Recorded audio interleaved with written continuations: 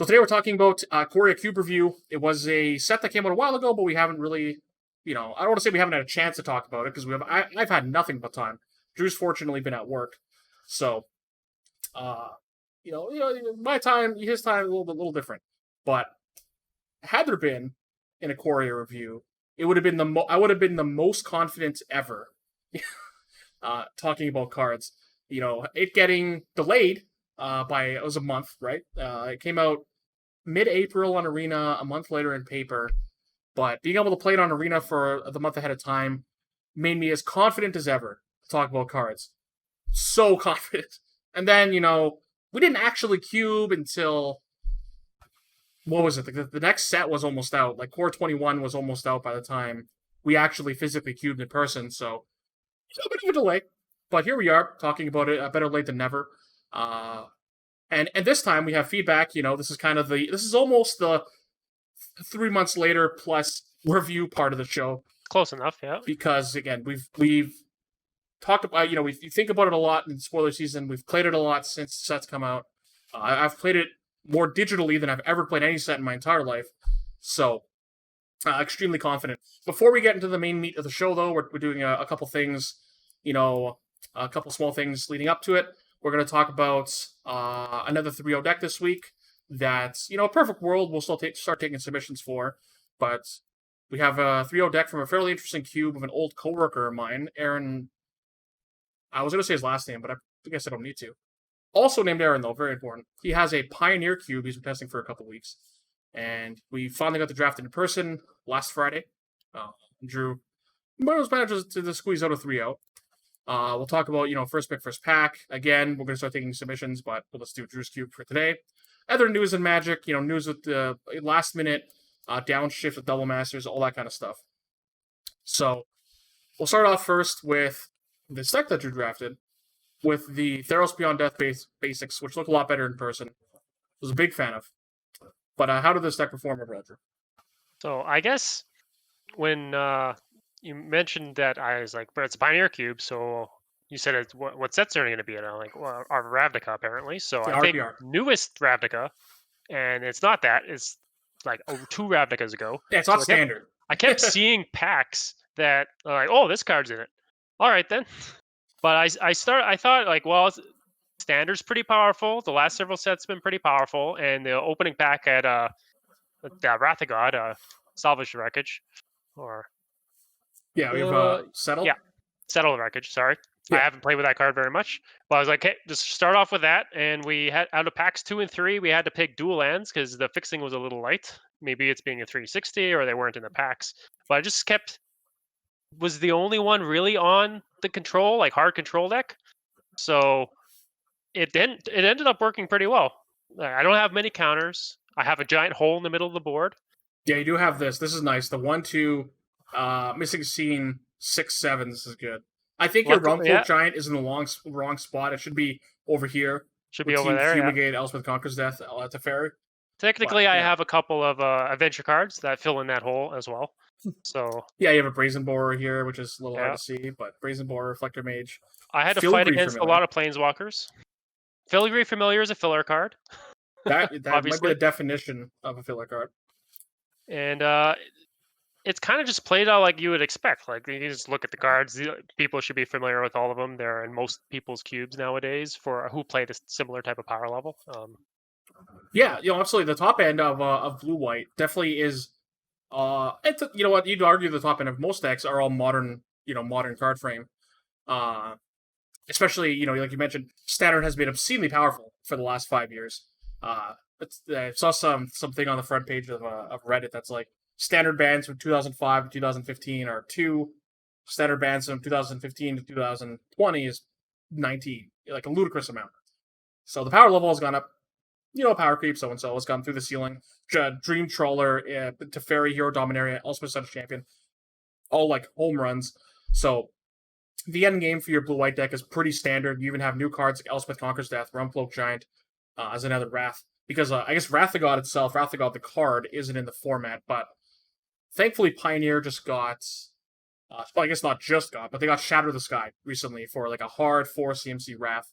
You do have Settle, Settle performed well, especially well when it was a standard.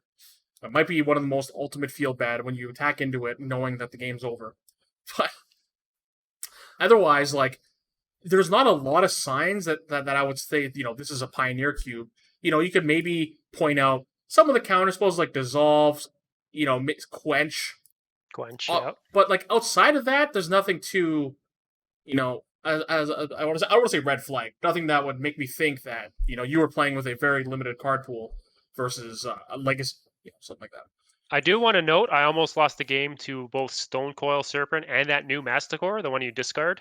Is that a protection from Planeswalkers? Oh, and yeah. everything in my hand was either Dream Trawler or Teferi. And I was like, well, luckily, they attacked into my Settle the Wreckage. Otherwise, I probably would have lost that game. Yeah. Perfect. I know, was it like Cap and I think we talked about Fumigate specifically as a card. I think he might cut it, but I'm not sure. But yeah, again, like, card. there's not a lot here that would make you think, again, that this is Pioneer. I think the only reason why he wanted to cut it was, again, at 360, he had Shatter the Sky, Settle the Wreckage, Fumigate, Rumcloak Giant, Cast Off. That's like 4 hard wraths at 4 and 5 mana. So this might be one too many. We talked a lot about... I think you could replace one with a Planeswalker answer, because there's a lot of Planeswalkers. Yeah, I think he's cutting... overing. I think we settled on cutting Fumigate, because Fumigate and Cast Off are very similar, where Settle the Wreckage is maybe worse, but more unique. I think he cut it for Declaration in Stone, which was a card he was missing.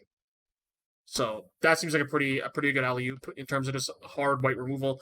The rest of the white removal are Oblivion Ring effects, so having, some amount of Swords to Plowshares effect, because he can't play Swords and Plow, the same card. Swords, Path, Winds of Abandon is like what I replaced Declaration in Stone with. And Declaration in Stone, a perfectly serviceable card, so I'm pretty happy he's adding that card. But yeah, the rest of the decks I was looking at was a Dow obviously played mono red again. It looked pretty not great. He didn't do super hot. There were a lot of Planeswalkers. Was it on your team or the other? I think it was the other team. Tori had like 6 or 7. And, like, some of them are kind of whatever, but you get enough of them going, they're really hard to stop. Yeah, I definitely lost game 2 to a Snowball. He just had 3 in play, and they just kept upticking, and then he cast a 4th one, and you're like, that's fine. I know Lacap has since added Sorcerer's Spyglass. I think Pithing Needle as well, but for sure Sorcerer's Spyglass, which is at least something. And we talked a lot yesterday about, like, I think Xenagos the Reveler is a good example of a Planeswalker that, like, again, will perform fine, is fine, but, like, Gruul doesn't really need it. It also sucks up, like, a pretty valuable multicolor slot, and you already have 3-mana Domri, like the Warless Spark Domri, which is a great Gruul card, you know what I mean? So if you can shave off these kind of unnecessary, just perfectly, like, just kind of, I don't want to say filler Planeswalkers, but, the Xenagos, or not Xenagos, Obnixos Reignited, like, there's a lot of just cookie cutter Planeswalkers that are fine, but if you do notice there are too many, they're pretty easy to trim and no one's really going to miss them because they're not, they're not role players, they're not, they're not like huge win conditions like Elsa Sun's Champion that you can kind of, if Elsa Sun's Champion was missing, you definitely notice. Yeah. But again, and that's why he was excited to cube with us, because I know the people he cubes with are fairly new to cubing in general. So, and it's not that he doesn't value their feedback, because I think that's the cube. The group they would evaluate cards differently, right? Yeah. And, we talked a lot about cards that I like or Drew likes that perform well for either of us. Doesn't necessarily mean it'll translate for your group, and that's, I think, the feedback I try to give everybody. That, yeah, if you want, I can give you my opinion on something, but again, just because I like a card doesn't mean that you're going to like it or your playgroup will like it, and you need your playgroup to like it more than anything else. I can like a card as much as I want, but if the people I cube with hate it, then who cares if I like it? So, I think he might bring it Friday, though I'd like to try to Pauper Cube on Friday. Either way, I'm sure we'll have some list again for next week or next time we do this. Let's move on to this pack things. I'm just going to generate a random pack from Drew's Cube. What? I like that it has foil overlays on some of these. I did that on purpose because it calculates the foil price of your cube when you have the foil overlay up. That makes sense. But like some seem more obvious, but this one like doesn't look like it has one. I don't know. Wow, is this a custom picture of Bird's Paradise? Yes, because if you use the 7th edition one, it's white border, and it just angered me. So we had to take a custom of a few. I'm happy you finally bought this after me making fun of you. Technically, it was trade, one. But it was like you $650 you acquired trade. it. Yes, eventually, after me making fun of you long enough. There's still more in there. What? What do you mean? There's more ones that could be better. Oh, I know. This one, like full 7th edition Birds of Paradise, is like one of the nicest cards I've ever seen. You know, like I appreciate ABU stuff, but in terms of like just foil, 7th edition beats every other set in my opinion. And Birds of Paradise is such an iconic card that it's one of my favorite foils that exists. Like even this Carplution Forest. Who cares about Carplution Forest? The full 7th edition Carplution Forest. Ooh, baby, it's nice. This pack that I rolled randomly, is conveniently has no, like, I don't want to say first picks, but like the obvious first picks. There's no like Jeets. There's no Jace. There's no, none of that kind of stuff. So again, preface this: your cube is Legacy Plus. It's probably the best way to describe it. Most of the Legacy card pool, with some, we don't play. You don't have power. You don't have other cards like Mind Twist, Moat. Just kind of arbitrary decisions. To it may make the play experience better. Which I will link in the description if you want to see it. But what is the pick you? What's your first pick in this? It's probably fall between two, depending on where I feel at the moment. I guess how I feel at the moment. It would either be Birds, probably, because it's the best mana dork in the pack. Yeah. Or if I wanted to be, I guess, to reference earlier, Jared Dow, I'd go with the Hellrider at this point, because it's the premier 4-drop in that color combination. And most of the other cards do attacky things, but this one is a capstone. So. Yeah. Again, the Birds of Paradise is like the obvious standout for picking first. I do like Hornet Queen a lot, but it feels bad to pick that kind of card, especially first pick over any other mana elf. In your cube specifically, I like drafting these kind of big Mardu decks or big Rakdos decks. So if Birds wasn't in this pack, there's a pretty reasonable chance I might take Cultivator's Caravan, which isn't the best choice. But it definitely fills the strategy I like drafting in your cube. So it combos with the new Obosh added in, right? It does. It does. Obosh, you can play Obosh, accrue it, and attack for 10. It's a combo. So other than that, like I don't know, maybe Blade Splicer, but like that's such like a boring pick.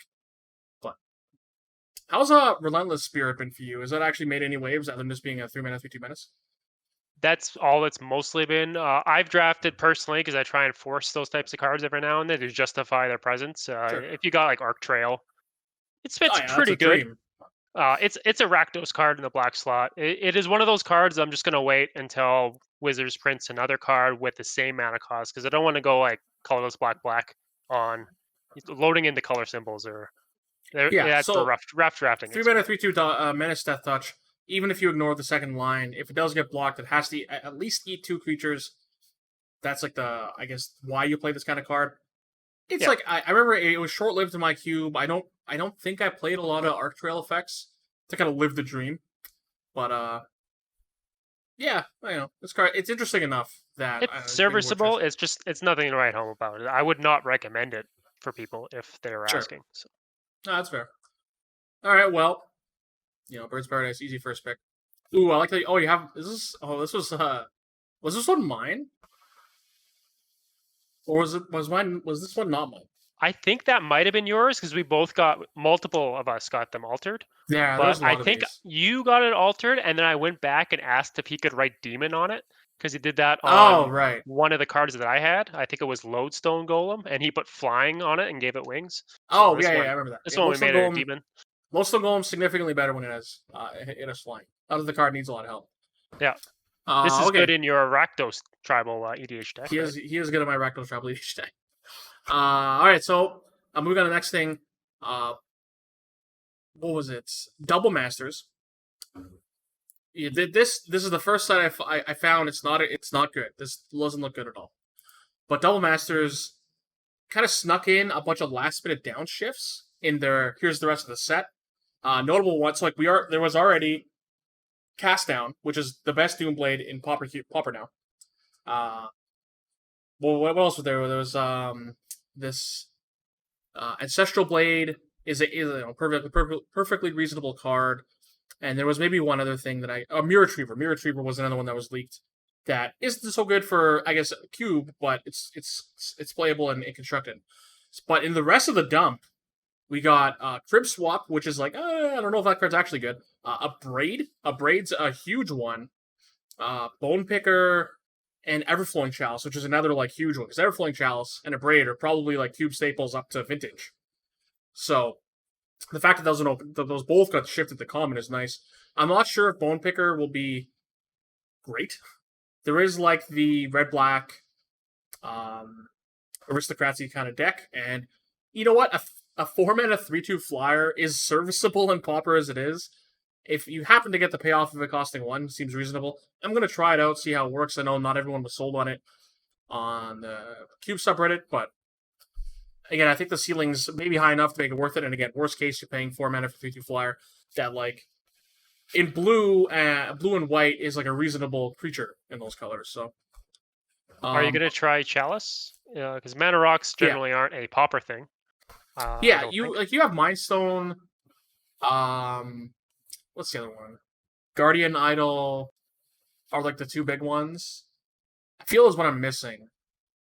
But Everflowing Chalice is nice. I don't know how often you're gonna kick it twice, but I'm definitely gonna try it.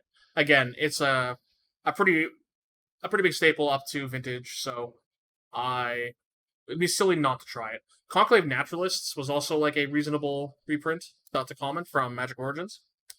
Again, I'm not sure if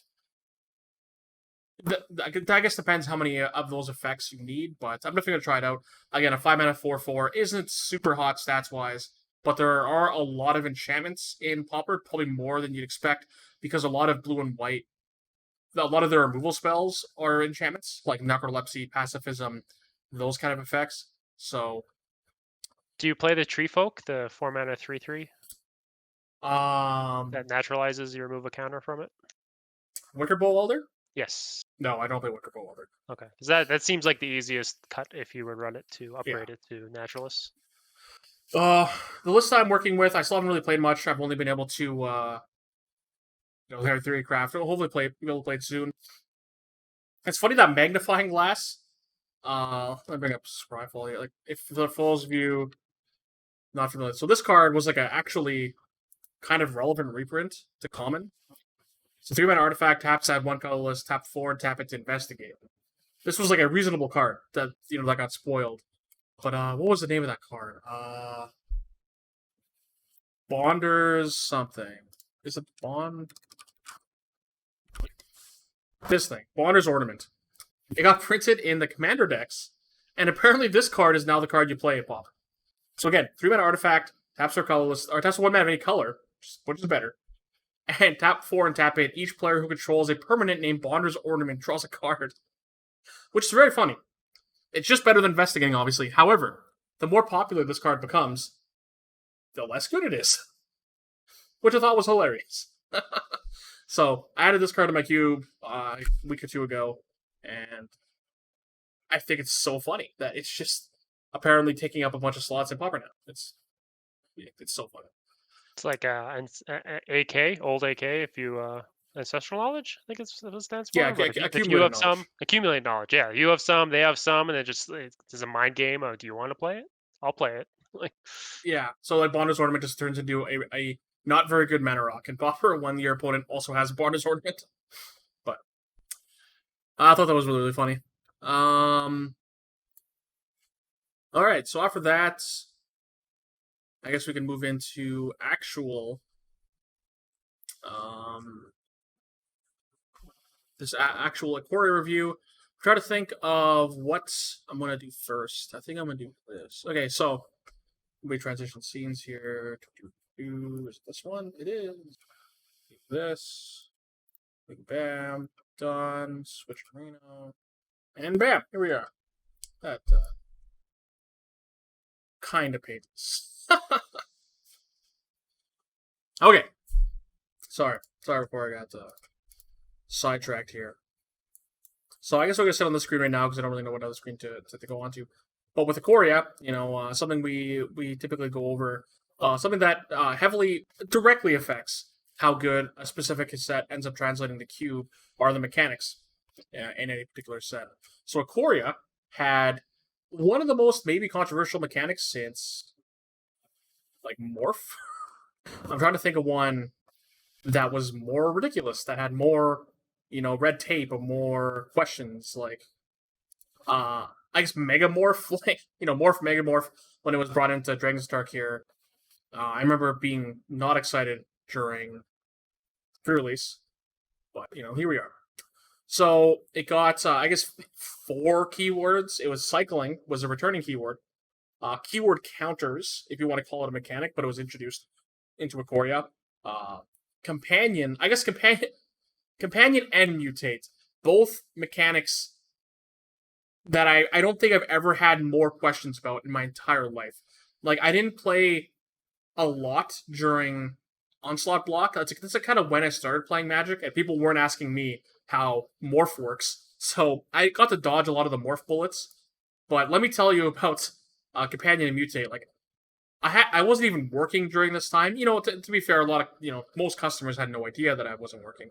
But I got so many questions about these two specific mechanics that are pretty complicated until you actually play them for the first time. On Arena, at least, where, this makes sense. It kind of clicks. But even then, after the first, couple times I cast the Mutate card, it still took me a few tries to kind of, okay, it, sucks up the text box, but the top card is, that's a CMC and the color and all the defining factors of the card, and, blah, but you make the mistake a couple times, and you eventually figure it out. But Companion and Mutate, both super I want to say controversial mechanics, because Mutate is still kind of a mess to keep track of in paper. Same with keyword counters. But Companion ended up being the actual problem. Not necessarily mechanic-wise, it's power-wise. The mechanic was simple enough to understand. Eventually, it just ended up being far too good.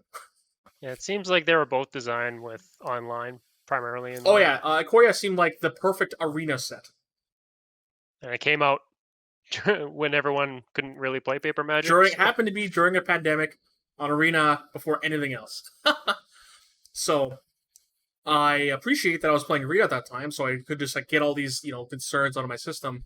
But so cycling and keyword counters, again, obviously translate the cube pretty fine. I don't think any keyword counter cards ended up being good. They were mostly limited cards, with the exception of... I'm playing Crystalline Golem, but it wasn't drafted last time. Crystalline Golem wasn't in the pool anyways to be drafted. Crystalline Golem is the standout. I think it's just playing Vintage. I'm not sure if that's true. But just keeping track of that card is a nightmare. It's not great. No. It's 9 abilities. You have to figure out one randomly and then remember it over the course of the game. Wizards made those punch out things. And that's something I'll give them. Thank God they did that, because otherwise it'd be awful. But anyway, those two mechanics are fine. Mutate and Companion, however, the Companion as a mechanic gives you a legendary creature with a deck building restriction. So like Garuda, for example, the blue-black Companion required you to play all evens. Your deck has all, similar to Hearthstone. There's a Hearthstone mechanic a while ago. Every single card in your deck must have an even CMC. And then if that is true at the beginning of the game, it will start in your sideboard. And you can cast it as though it were in your hand, like you would. You cast it as though it were in your hand. But it is revealed, so your opponent knows it. You can still play the cards normally, just in your deck. I can play Garuda in my deck, in the 40 card pool, and wouldn't have to think twice about it. But generally, you kind of played it for the free element, and a lot of them ended up being very abusable. Garuda being one of them. In Legacy, because you play all evens, zeros and even, you play a lot of Lion's Eye Diamonds and free mana, and then all your clones happen to be 4, so you mulligan to 2 Lotus effects, bring in Garuda, which happens to reanimate other Garudas, and it's just this nonsense. Not even talking about Luris and all the other ones, but a lot of them, the deck building restriction wasn't really a restriction. And the fact that free cards that you could always guarantee you have tend to be that, good. that your opponent cannot interact with. Yeah. Because you cast it from the they can counter it, but you cast it from exile, from the sideboard. So from the sideboard, you can't pull from Eternity yet? No. I have no idea. But you haven't got that question yet? I haven't got that question yet. But it was a free card, I have 8 cards to start with. And I remember when the first Brawl game I played with it, I had a 9-card opening hand, which felt busted. But the fact that it was essentially at 0 cost, not interactable, blah, blah, blah. Wizards eventually nerfed the mechanic. So again, same rules apply in order for it to be your companion. However, now you cannot cast it from your sideboard. At any time, you can play sorcery. You can pay 3 generic mana to add it from your sideboard to your hand. And then you can cast it normally. So that obviously added a gigantic restriction to it, making them almost unplayable across the board. So was Luris the Dream Den? Is that the name of Luris? Let me bring up Luris here. Sounds Luris. Right. Yeah, Luris of the Dream Den. So Luris of the Dream Den was like ruining formats, So it's a 3-mana 3/2. As long as each permanent in your starting deck has converted mana cost 2 or less, it could be your companion. It had lifelink, and then once during your turn, you may cast a permanent with converted mana cost 2 or less from your graveyard. This warped a lot of things. It warped Vintage. It warped Modern. Every format. This thing. Maybe it's on Standard. This thing warped. But then, if it wasn't Luris, it was something else. It was Garuda and Legacy. It was Urian in Standard. Gigantha isn't. That didn't really warp anything, but decks that even still to today play Gigantha because it's free. When there's legitimately no cost, which Gigantha has in some decks, and the white-green one, whatever the white-green one's name is. I can't remember the name of it. But it has to do with or something. Dinosaur, cats, and whatever. Its control decks can play it for free because they play no creatures. So it's just a free card. It's a free 3-mana 3/2. Well, 6-mana 3/2. Anyway. So, again, they got the companion got nerfed pretty quickly, and now we're in a world where companions aren't very good. With the exception, again, of Luris, the Dream Den, because Luris is just a reasonable creature in a color that likes it, a color that likes these effects. Black white X is pretty aristocraty, and Luris slots in there perfectly as a fine statted creature with a very relevant text box. But before we start evaluating all the companion cards, the other big mechanic in this set that I talked about briefly was Mutate. So Mutate lets you cast a creature from your hand onto a non-human creature you control. It lets you mutate it from your hand onto a non-human creature you own specifically. So if I take something of yours, I can't mutate onto it. So again, non-human, you have to own it, and you can cast it as from mutate from your hand for its mutate cost. So Snapdax generally costs 4 mana, mutate costs 5, but mutate creatures generally have a when this mutates, do X, or when this mutates, do X for each time this card is mutated. So a lot of early signs for mutate lean towards something that would mutate multiple times, which immediately seemed not super good for cube. I need to put a bunch of this card type in my cube. It's probably not worth it. So Snapdax has a 4-mana, hard to cast, 4-mana 3/5 double strike. At face value, very serviceable, I guess. But the mutate cost of 5 mana, that kind of only costs 2 colors, which is great. But so when you mutate onto a creature, it deals 4 damage to a creature or planeswalker that opponent controls, and you gain 4 life. Also, if you mutate onto a creature that isn't summoning sick, that creature gets to attack right away. If it has previous things like evasion or counters, this thing remembers it. So sticking this on a flyer is of huge value. Sticking it on something with counters again is a huge value.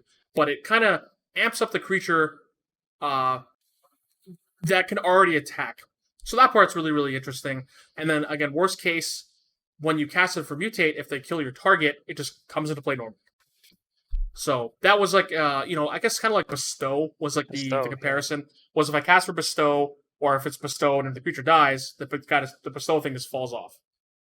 Snapped Axe, once it's mutated, it doesn't fall off. It dies as a creature, but it's some sort of insurance that it doesn't act like a typical aura that, if I cast it, target dies, it just gets countered. Thankfully. So, all the Mutate cards got spoiled. A handful of them ended up being good enough, but we'll talk about that a little later. So I've broken up this set similar to last time with, kind of by rarity, just because it made a lot of sense. But I chopped up Mutate and Companions separately, because they're their kind of own conversation. Let's just start off with Mutate. Let me just bring up this so I can search easier. That doesn't typeline. I'm not oops. Typeline. I'm not looking for typeline Mutate. I'm looking for text Mutate. Yeah, okay. This brought up most of them. So the Mutate cards that kind of ended up being good enough that we ended up kind of talking about or trying out were the ones that just kind of were generically good. And again, the first one I'm talking about, just because for alphabetical reasons, is Brokos Apex of Forever. So Brokos, unlike I think every other Mutate creature, doesn't have an ability when it mutates. But you can cast it from your graveyard, which is the huge upside. So, again, a 5-mana 6/6 trample, like perfectly reasonable stats. The most appealing thing about the Mutate part of this card is it's not 3 colors. You can just play it in a blue-black deck, green-blue deck or a green-black deck. So it just makes some existing creature significantly bigger. Yeah, it's an endgame recursion type inevitability card, right? Yeah. So it's one of the last one. I think I added 4 Mutate cards, and this is the last one I added, mostly upon your suggestion. And the full art comic book border looks sick. That was actually the best part. That might have been my favorite part of Ikoria. Wasn't the Godzilla nonsense. Like, I understand Godzilla, like, I want to say it tickles a certain person's fancy, a friend of ours actually. But I could care less for the Godzilla cards, but the comic book cards, oh baby, comic book cards are nice. It was like, I think those single-handedly got me into card styles in Arena, because before I just wasn't using any, and then the comic book cards go on. Oh baby, give me all the card styles. But Brokos Apex of Forever looks super super cool. It actually looks like hopefully this transition's nice. Bam. Hard to read, admittedly. Maybe, but super cool. So anyway, Brokos in the green X decks, you have no shortage of mana guys or kind of just like creatures lying around, and the fact that Brokos makes them into a big threat that you don't mind losing, because you're gonna trade up this 6/6 in combat. Oh, you're not gonna trade. I guess it'll trade well in combat, and then if it eats a removal spell, you just re-enchant another shitty mana guy or whatever you have lying around into, again, this like big game-ending threat that is continuously recurable from your graveyard for a very reasonable cost. Brokos doesn't necessarily fit the mold of anything specific. I don't know what deck specifically I want Brokos in, but it's a super interesting card that I'm not sure if a lot of people have tested, but I think performs better than I wanted it to. About sums it up.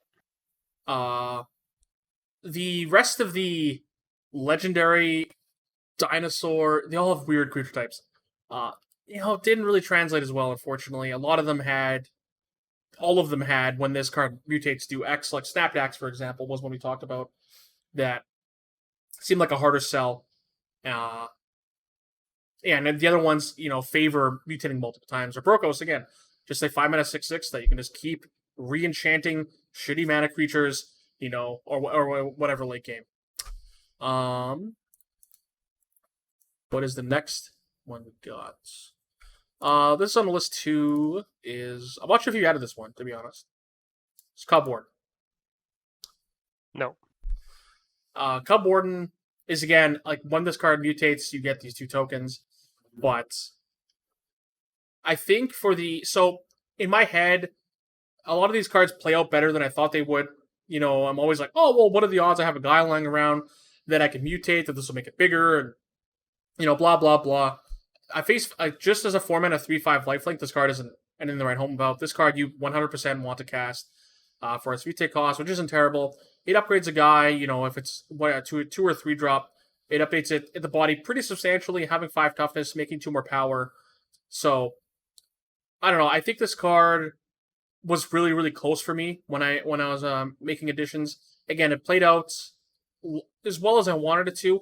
I think the 3 power was ultimately why I benched it. Because as you'll see, the other ones have a better power toughness to mana cost ratio. But Scub Warden was really, really, really close for me. I guess we can talk about this one.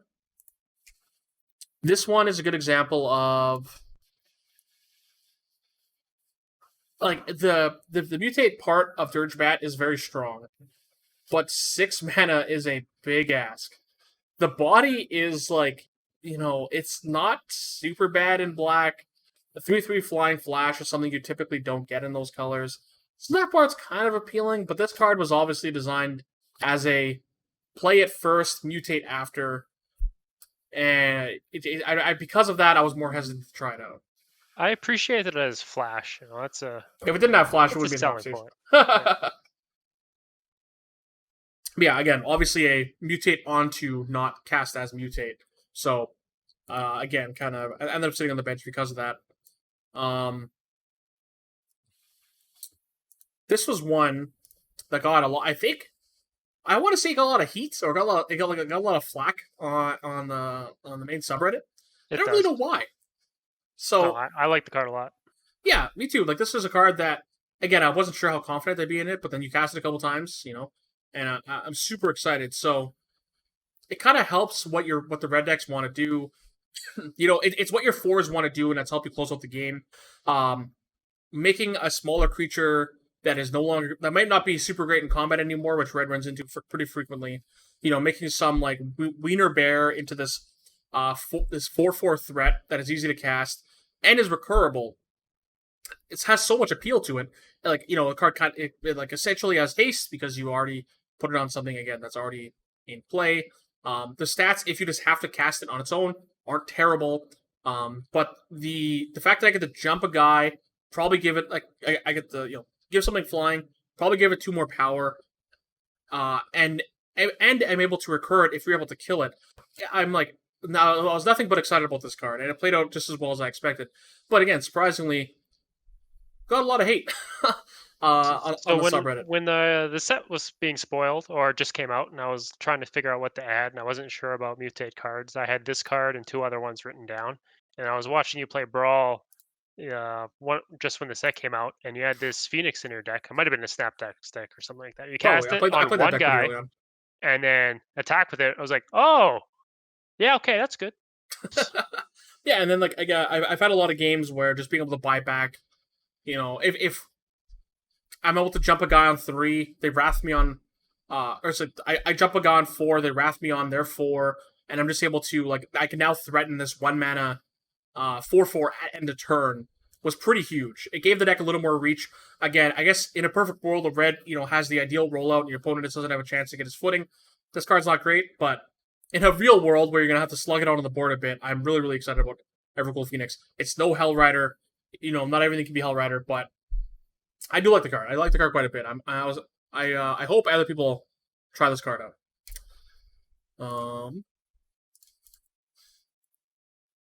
That brings us to this, which is probably the one most added. Probably the best. Razor? Yeah, probably. Yeah, Gem Razor probably the most common one. There's a lot to like. Just at face value, for easy to cast, 4 mana, 4/4 reach, trample, perfectly reasonable. Great card. Sorry, if that was just stats, I wouldn't play it. But like mentioned before with Brokos, this green has no shortage of just idiots lying around, just like red does. And Gem Razor's mutate cost at 1 green, again amps up what could be an elf or a creature who's no longer good in combat into a real threat, a 4 mana I keep saying 4 mana. 4/4 reach trample that Reclamation Sages when it comes into play. This card does not replace Reclamation Sage in your cube, obviously. If you need a Reclamation Sage effect, this card is nice, but this isn't the one you lean on, obviously. It is just a benefit that you're upgrading your creature and then getting this effect after the fact. So when it comes up, it's fantastic. Again, just like upgrading a creature is awesome. Very, very, very happy with Gemrazor. And just like the ones we've talked about previously, the ones that you could just mutate onto for the bonus and stats. In this one, you also get keywords. And as well as this Reclamation Sage effect that's glued onto it that almost always is going to be relevant, is hard not to like. Yeah, I replaced Acidic Slime with Gemrazor because Acidic Slime was starting to feel a little past its time, maybe, for at least in my list. For 5 mana, it's a big ask. Yeah. Like I think Acidic Slime is starting to feel dated. I think there's still a lot of like the Birthing Pod, whatever decks that will find a home for it. The card will still like be serviceable in most lists, but it's not really as proactive as you want it to be. And Gemrazor is very proactive. Again, if you want just a specific Acidic Slime Reclamation Sage effect, you make sure you have an adequate amount of those before you start adding Gemrazor, because Gemrazor does not replace them. It adds to it, but it's not a hard replacement. It's like in a braid, sometimes it shatters, sometimes it kills something. Yeah. I'm trying to think if there are other ones. I think Sea Chaser. Oh yeah. Why? You know what? I'm so used to its other art. I'm just not used to this art anymore. I'm just so used to the other sweet. I'm going to the other art. Where are you? Nope, that's pre-release. Oh my! Everything has so many versions. Oh baby, this one's like one of my favorite ones too. Sea Dasher Octopus. Ooh, it's nice. So this is like, I don't know, like the least monocolored one. Very rarely that you want to flash in this Ophidian effect in blue, but the fact that it is flash makes it really appealing. The mutate cost is, what's the word I'm looking for? Ninja at the Deep Hours-esque. That's one word, right? Ninja Deep Hours-esque, but the mutate cost is nice. It's a dream. Like one in a blue, easy to cast, has flash. Thing already got through combat. Boom! Now I'm drawing a card off of it. This is not the creature you're upgrading something with of Sea Dasher Octopus. You're able to kind of maneuver it as a flashy. Ophidian's a bad example. What's the Nurok? It's like the Scars of Mirrodin, 1 blue, 2/1. When it deals combat damage to a player, draw a card. You know what I'm talking about? I've drafted it, but I can't tell you what a bulk common was. Nurok Commando. There we go. Nurok Commando, yeah. Yeah, let's open the card. Nurok Commando chat here. So yeah, 1 blue, 2/1. It has Shroud. That's a little bit better.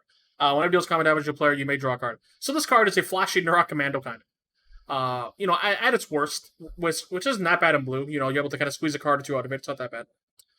But the fact that it's like a flashy curiosity that has more play to it is really, really interesting. Again, I don't think this card necessarily is a make or break, but is interesting, flashy enough, literally flashy enough that makes the card worth trying. Actually, it's funny. I talked to LeCap about this yesterday. This and like Sea Dasher Octopus kind of came into the conversation of the quality of blue cards. I think forever, since the inception of Cube, has been so good. You know what I mean? Like you can kind of pick and choose any amount or whatever size a cube is of blue cards, and like 95% of them are like almost are going to be very strong, very good, easily defendable. That is not the case in white and red and black for a long time. Green is getting a lot better recently, but like blue is like historically the best card quality, bar none. That it's not supposed to be known for its creatures, but it is in Cube at least. That I like having the Sea Dashers, the other octopus I just brought up, the Elder Deep Fiend. They happen to both be octopus. Those cards are flashy and unique enough to blue that even though they might get drafted not as much as I want them to, or always be as impactful as frequently as I want them to, I don't mind having those kind of a couple of those kind of cards in blue, because again the power level across blue is so strong and so consistent, where you don't have those You don't have that luxury in other colors. You just have to be inventive and try to make things work. The green has gotten considerably better in the past couple of years, green blue, but I like having those kind of cards because like Elder Deep Fiend, I think if it was another color, you know what I mean, where I would it doesn't perform as well as I want it to, but in blue I don't mind having it in blue because again it gives blue a little more color, Character. a little more character. So if that makes sense, but they both happen to also be flashy octopus. So You're a big fan of that creature type. I am. Octopus is nice. So outside of traditional cube, that was pretty much it. For Paupers specifically, it's a really easy conversation because it is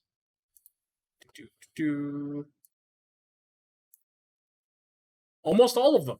All of them are good. Cavern Whisperer, Cloud Piercer, Dreamtail Hedron, Vulpikeith, and Migratory Greathorn are all perfectly reasonable cards in Pauper. Obviously cut out the Mysterious Egg and the Symbiote, but all of these cards upgrade a creature enough stat-wise that are good enough in Pauper. I've played literally all of them. Again, I guess just like the rares, you're typically playing them for an upgrade in power toughness. Pauper, the power toughness, the mana cost isn't always the prettiest, and the fact that these come into play, have an effect, or give invasion is all super appealing. So you take great mechanic for Pauper for sure.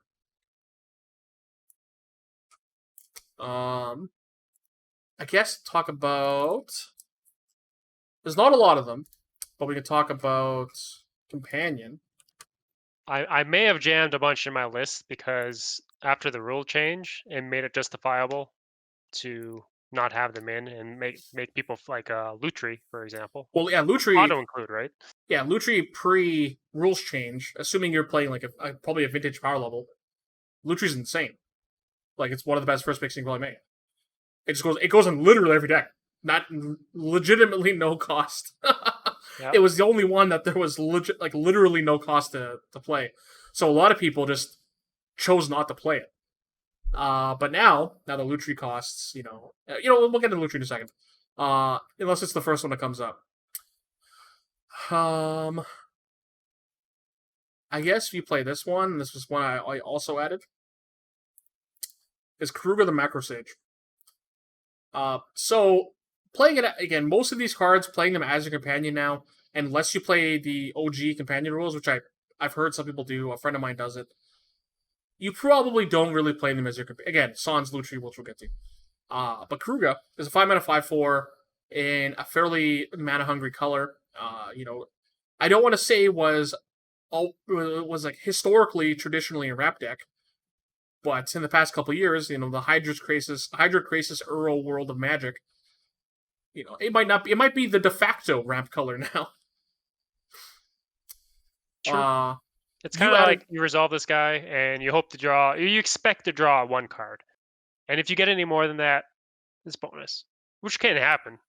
3 casting cost is a pretty high bar, or low bar to clear. Yeah, they get a couple. Blue-green, again, historically, pretty weak color combination. Changed quite a bit past couple years. So you don't play Oko. It's obviously a card that you have decided not to play. Correct. You have Uro. You have Hydra Crisis. What else do you have other than Uro Hydra Crisis? I can scroll down right here and just so I don't start naming cards. Nissa Steward of Elements and Ice Fang Coatl with the Snowland errata. So okay. Trying to think if there's another. So blue green, I guess you don't play Growth Spiral or Coiling Oracle.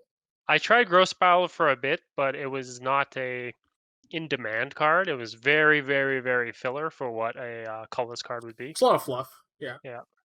So yeah, that kind of puts you on Kruger. So after the obviously like the home runs in blue green, it's still a fairly shallow color combination. So Kruger, while not the flashiest blue green card, is definitely interesting enough. The green decks can pretty easily get a couple cards out of it, and in the world where we're playing birthing pod effects, this card's always always fun. Won't be hard to find a home. but before also it. not really one to write home about. So if Yeah, something like else is I printed assume recently, I'll try it out. it'll fill a hole for now. I imagine won't be around forever, but Loris of the Dream Den was a card that you added pre rules change. I guess Kruger too, notably. Yeah, Pre rules change. So there was a another world pre-rule change card. where you could play this card as your companion for free, True. I which it replaced never came up. Unburial Rights, Yeah. which is it was starting to get a little bit as I lowered the CMC of the cube a little bit over the last say 5 years or so, or I guess since I built it. It's just been steadily been going down. Mhm. But Unburial Rights is less of a value card, and this is more of a value card. I guess in general now. Yeah. So building with this criteria is pretty difficult. I think the only time it would have ever came up is if you were playing like a really low to the ground red white deck. But even then, cutting off a lot of the end game that red cards have is a really, really big ask to make this card playable. So in terms of just making a companion, I think that it never really came up. But just as a 3-mana 3/2 black white creature gains life, or I guess mono either color, the fact that it's a hybrid card makes it much more interesting. But its ability doesn't take any convincing, for people to know how powerful it is. Obviously, in limited, not nearly as strong as constructed, but just the fact you're able to buy back, these kind of early idiots that you're setting into the red zone, or if you play the like Gravecrawler Aristocracy kind of build, then this card can get really, really interesting. So I like this card. I really, really like the design of this card. I'm kind of disappointed it was a companion, and ended up kind of ruining a lot of things, because with the companion tagline removed, I like this card a lot. And now it'll kind of forever be looked at as this, format warping card. Though I guess it wasn't really the card's fault as much as it was the mechanics' fault. But yeah. I think Luris of the Dream Den is easily a playable card. Again, just not as a companion in any cube. I know a lot of black-white Orzhov card guild sections in people's cube are really, really, really, really, really easy to fall into the I have a Sorin and 4 removal spells, which is really boring. I recommend trying out Luris if you haven't yet. Again, I don't think this card needs much convincing, but try it. All right, well, we can't avoid it now. Alphabetically, we are now on Lutri. So, to kind of touch on Lutri again, this is still the one that has literally no deck building restriction. So any deck can any if you have mountains or islands, the start is still super, super free. And you added it after the rules change, obviously. Correct. How has it done? Or has it come up yet since the rules change? I think it's successfully dodged every cube that we've done by being in the half of the cube we haven't used. So, as a regular creature, as a dual caster mage, not great. As a dual caster mage, we did try dual caster mage at one point. I think you tried it quite a bit. Yeah, it was not very good. Dual caster mage is anybody's spells, right? I'm pretty sure it's anybody's spells. It's been reprinted in Double Masters, I think, so should be easy to find. Probably target instant destroys your spell, yeah. And Lutri is only yours. So I know, Ian, if you're playing this as a dual cast mage, just in your deck, not as a companion, it's not good. But again, this card, even after the companion rules change, it's still good enough as a companion, because it starts off in your sideboard, and whenever you have the extra mana lying around, you just get to add it to your hand as a free body. So this one is still more so the free card than it is just at face value, because a one-sided dual caster mage isn't anything to write home about. The body's fine; it's a little better, has more power, and that's great. But so this is still the one you play because of the other rules change because of the companion rule. If maybe any of them going to do it, it's going to be this one. Yeah. After that, you play Obosh. I know a handful of people maybe try Obosh. Another one that you're not going to build odd CMC. It's a 5-mana. Let's call it a 6/5 because it's kind of a 6/5. This one I think is a harder sell for people. I definitely don't think this one's a fun inclusion. It's not a So I'm the other ones playing kind of 'cause it's fit a good. role. Will Yeah. kind of do something similar. Every time you play it, Obosh is kind of a wild ride. You kind of hook up a combo with Obosh. Rakdos cards are fairly one dimensional, and Obosh it makes them a little more interesting at least. So there are a slew of 5-drops that make this card really interesting. Like I know last week or 2 weeks ago, I drafted the Thunder Mahalkai Glorybringer Sky Sovereign Council Flagship with Obosh. It was very funny. Came up twice, and it was great. Big stories. This card has a lot of stories. Probably a lot of this card wasn't very good, but because this card has a lot of stories in a color combination that typically doesn't get them, I'm in for trying it out. Yeah. It'll last a while. I don't know how long, but I'm enjoying it. I don't think you play. I know you don't play this one. Bam. I don't know if. Again, the deck building requirement of having 20 more cards is a lot. I'm really curious if it is any at all feasible. I guess in the Golos, if you first pick Golos and I had this, I would 100% make it my companion. But you are a degenerate though. So. Yeah. So Urian Sky Nomad is a great blink enabler. If you support that archetype a lot in your cube, obviously this card was kind of a scourge of standard for a while. It doesn't need much convincing. 5 mana, 4/5 flying creature, just on itself is reasonable body. But the fact that it blinks as many non-land things as you want, it can reset mana rocks, resets ETB effects, enchantments, you name it. Again, I don't really need to tell you how good this card is, but if you do support any kind of the blink archetype in your cube, this card seems like a pretty easy inclusion. The blue-white slots, however, are very competitive. They're very, very good, but this is powerful enough. It might be one of the best blink enablers. Sans. I like this card more than Venser. Venser the Planeswalker blinks one thing over the course of time. Urian, assuming your cube has any other blink effects, and you can blink Urian, it gets pretty bananas pretty fast. Charming Prince, Flicker Wisp, that kind of stuff. So I like this card quite a bit. Again, if you support that kind of stuff, big fan.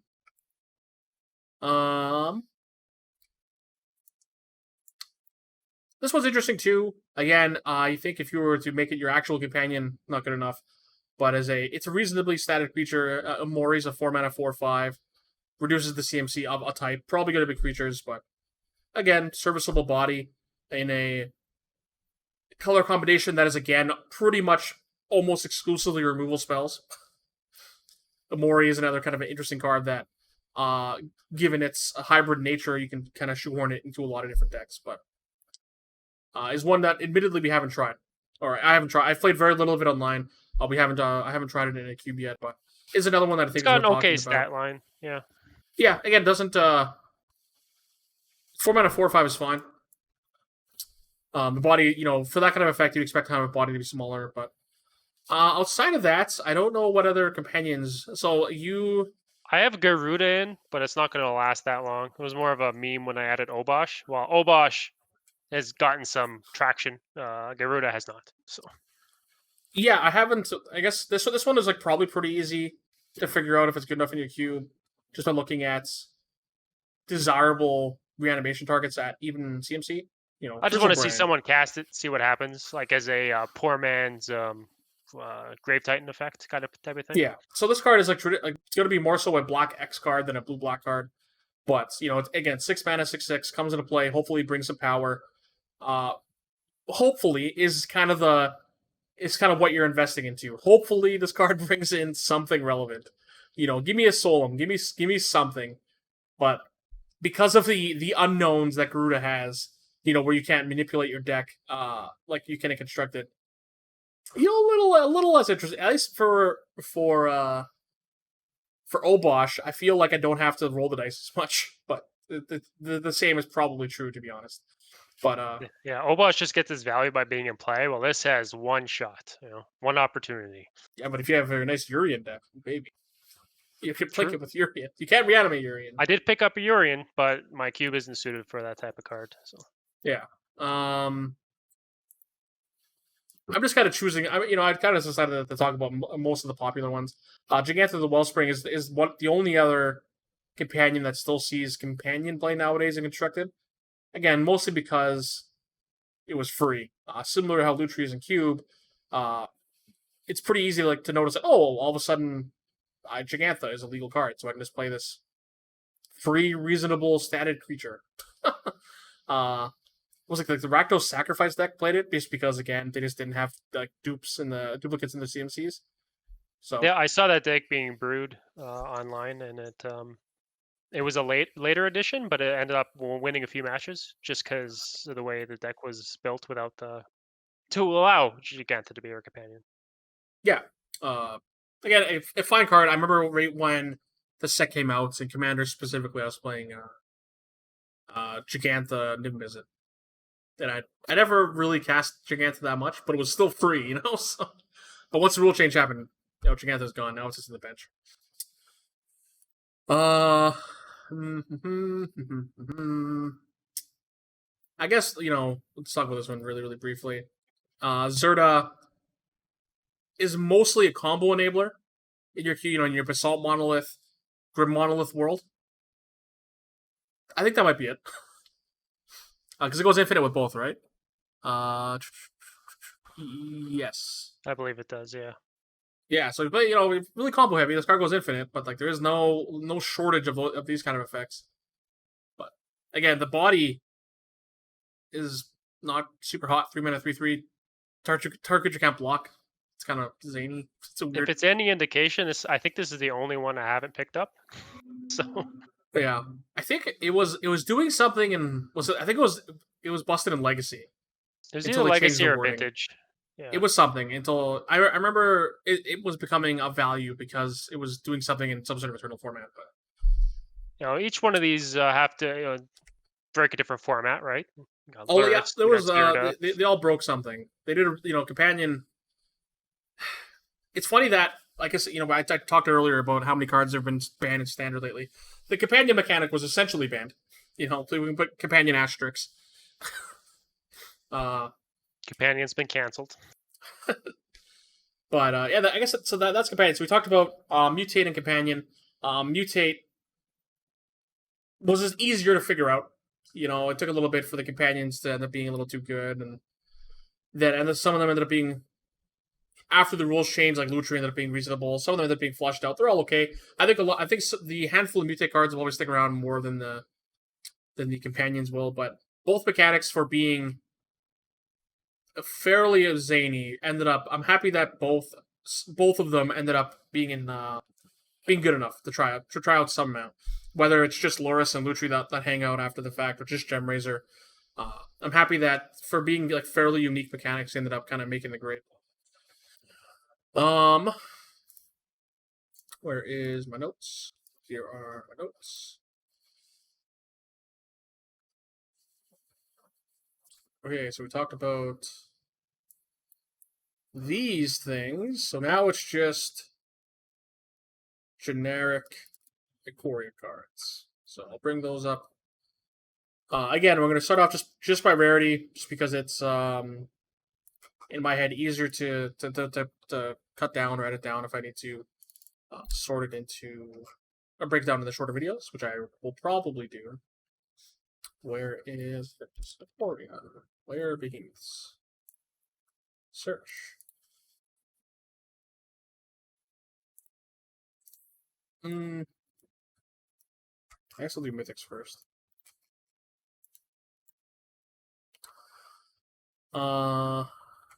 Yeah, sure. Fiend Artisan. I think this card was kind of a sleeper. It didn't make a lot of waves when it was originally spoiled for being a 2-mana mythic with a lot of text. Of all the cards that were spoiled, this one seems to have increased in price since I bought it. Ikoria, I know when the set was kind of ruining all of Magic for a bit. Kind of like as is tradition with most standard sets.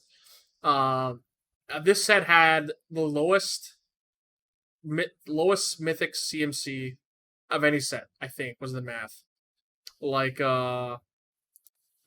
1 second. I'm just gonna switch to this for a second. So if we go to all the mythics, which isn't very many. You know, we have a 5-2-2, 3-5-2, 5-4-4, 5-3. Like the average mythic CMC is like 3.5. Like there's a lot of 2s. There's a lot of 3s.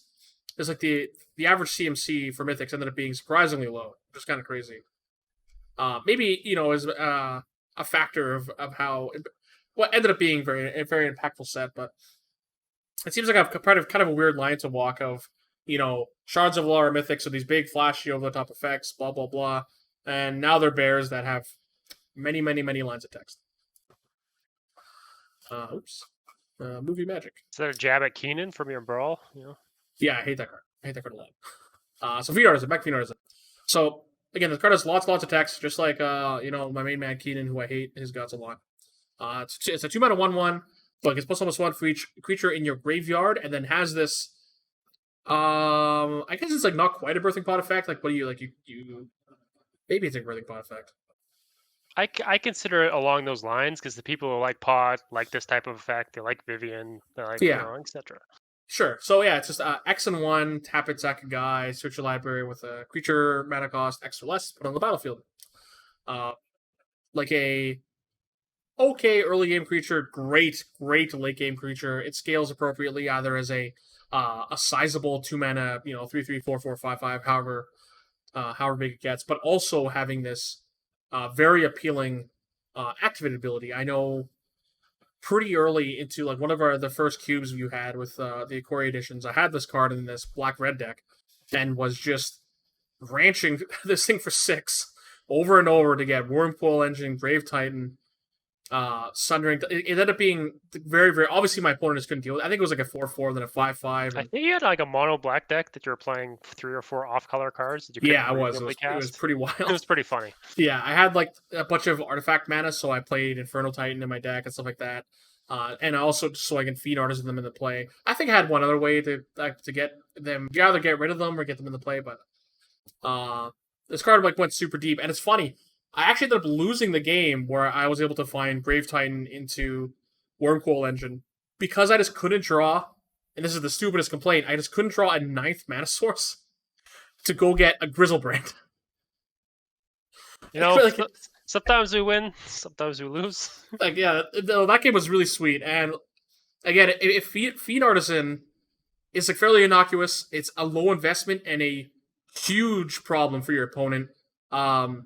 Just like the potential this thing has is very big. So this card seems like a pretty easy include. I'm very happy about it. If you have any kind of self-mill, if there's ever a world where you're populating your own graveyard easily in your cube, this card's even better. But similar to not quite Tarmogoyf.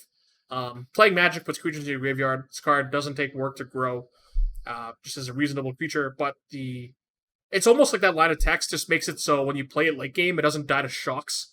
Because you don't really want to attack with it. You just want to ranch a bunch of mana into it and go get Grave Titans.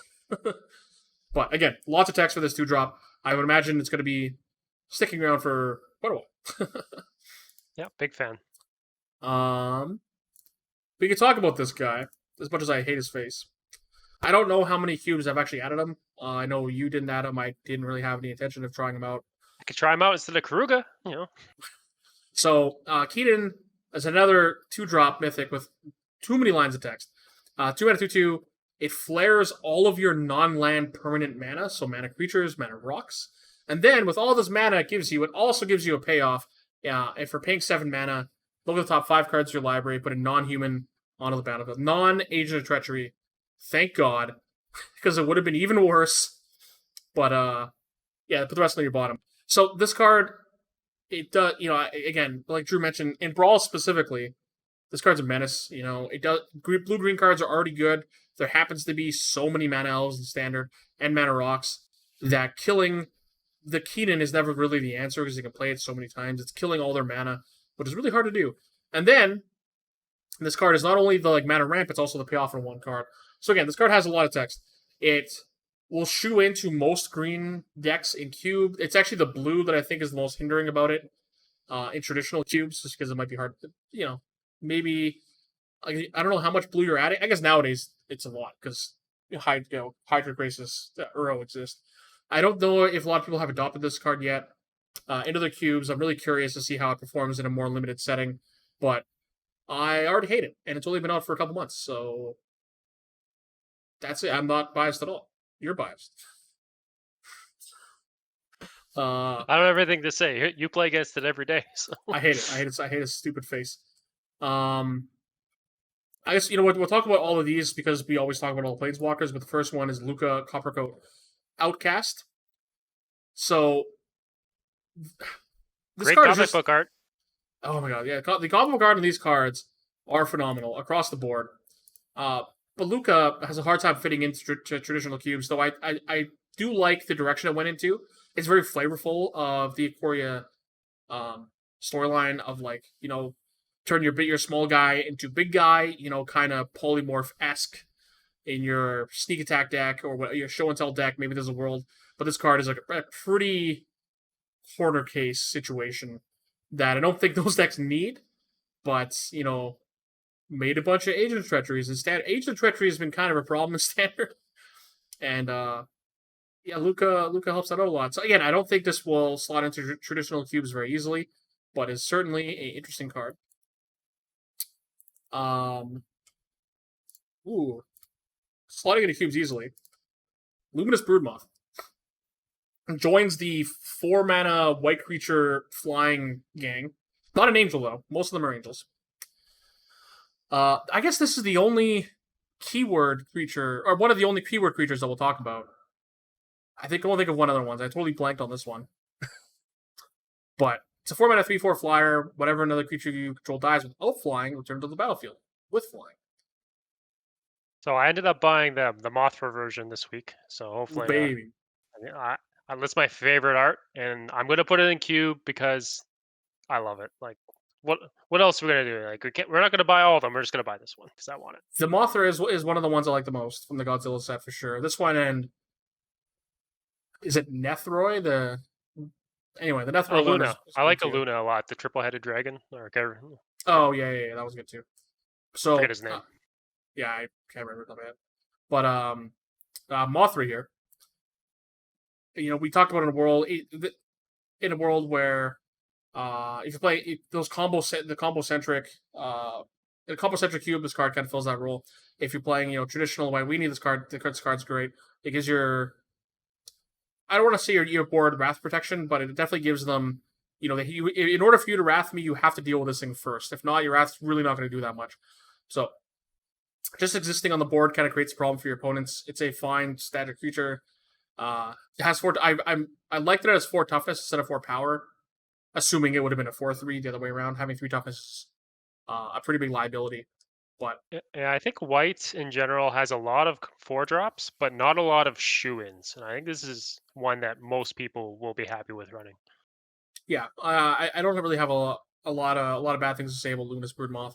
It has really sick animation on Arena. That part's really cool. But it's white 4-drops. I guess historically are a lot of these flying angel idiots, and this card is another flying idiot, but protects the rest of your team. It isn't just another efficient creature. So I like the angle that's Broodmoth comes from, and I look forward to playing it for a while.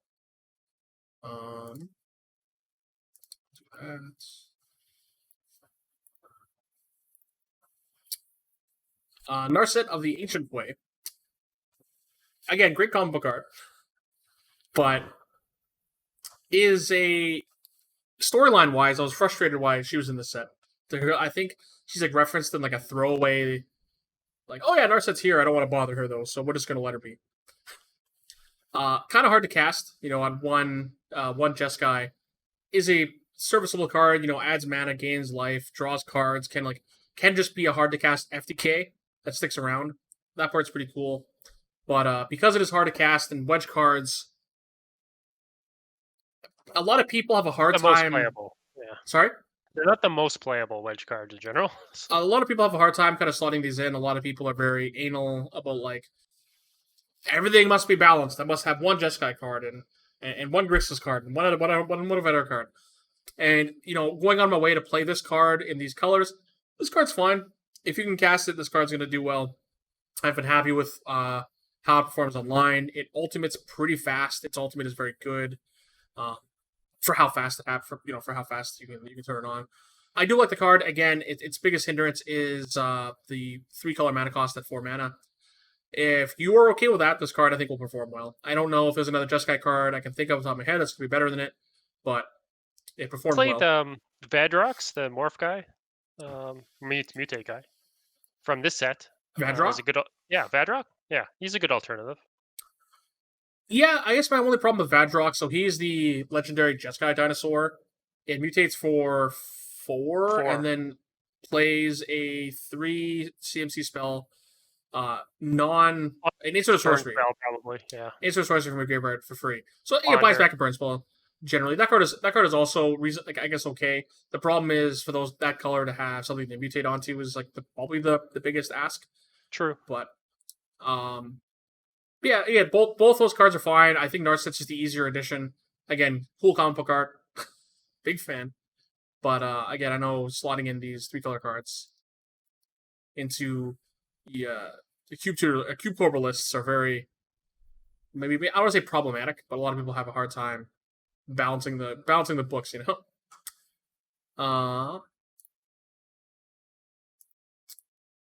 So Vivian Monsters Advocate. That's another keyword card, you know. Oh my god, man. I keep forgetting that those keyword cards exist. I guess I've played with them so long, I kind of just dismissed the fact of the keyword. You know what? I've just never played with them on paper, so I do just knock keyword cards in my head, except for Crystalline Giant, who I know that card is going to give me nightmares when I play it in paper. But Vivian Monsters Acolyte is hopefully a great step. Just the same thing with Luca, where they're making these planeswalkers, more thematic, fit more roles. Maybe arguably making them worse, but more interesting. And I think there was a while in Magic Design where planeswalkers were all completely serviceable and fine cards, but they're all very boring, very generic, kind of all do the same thing. Vivian's had a lot of versions of herself, like the what core set was it? The one that's like +1, look at the top 3 cards of your library, and put a creature card from your hand from it to your hand, minus some amount, naturalize, ultimate, generic ultimate.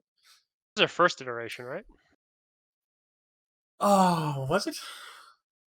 I'm actually just gonna check. I think she has 4 cards now. She has the rare one in War of the Spark 2. That 3 mana gives you guys flash. Yeah, that card's also perfectly reasonable. Okay, she does have 4. One green guy as well. 1, 2, 3. Yeah, Vivian Reed. So Vivian Reed would have been the first printing of her. Again, the card is perfectly fine, but it was a card I played for a while. Even Vivian Arkbow Ranger is like a fine card, just very hard to cast. But I'm happy they're giving Planeswalkers more character, and I think Vivian Monsters Advocate is a design space I like. It costs 5 mana. It doesn't have a gut of loyalty. It will uptick to 4, which is fine and not too much. You know what I mean? It's actually kind of a risk. The downside to this card in my head is the low amount of loyalty it starts with. It upticks to make a 3/3 of your choice, Vigilance, Reach or Trample, which is nice. It's static ability, which I'm happy. Well, I want to say I'm happy they kept over more of the Spark. At least this kind, the make magic interesting kind, not the Narset Teferi kind. Letting you play the top creature card of your library, a la Snake Man and Amaket. What is his name? Snake Man? Yeah, the guy in Amaket. He's a snake. You can play top card of your library. Menagerie? Yeah, Vizier the Menagerie. A la Vizier of the Menagerie. Kind of tacked on, and then similar, kind of not birthing pods, but the -2 is really cool. You play a guy, you can go search your library for a guy that costs less and put it into play. This card is a very interesting green planeswalker. It still feels very green. Makes the beasts like every other green planeswalker does, but has enough angles that make green more interesting. Playing cards top your library, being able to tutor for more creatures. It has a lot of angles that make this card very cool. This card is played phenomenally on my list. Everyone wants to play with it. We're also playing the sweet comic book art. That helps, of course. This one foil is phenomenal. It's so nice. The -2 is great. The free cards, everything about it is great. Big fan. I cut Wild Speaker for it, which I was kind of hesitant to, but just gonna change it up, see how it plays. I don't think I'm going back. What's the other green planeswalker you play? The Nisa 3-mana Nisa makes plants. I'm surprised that's still the one you have held on to. Mostly that one is more of a role player, and I prefer like this to be more role player planeswalkers than this thing is really good. So Garruk Wildspeaker is kind of like the de facto planeswalker for a lot of people. It's like a green. I don't like calling it a soul ring, but the fact that it grabs you a lot of mana, is old, so it makes too many beasts for the minus part, and you can make a lot of beasts. Ultimate is very achievable. Like Garruk Wildspeaker has been around forever. That doesn't should have to convince you how good it is. But Nisa, who shakes the world, is the other green contender for a very good green planeswalker. 5 mana, flares all your forests. I know when that set came out, we had both written it off as like, oh, you play this mono green card, blah, blah, blah. Anyway, the card's very good, it turns out.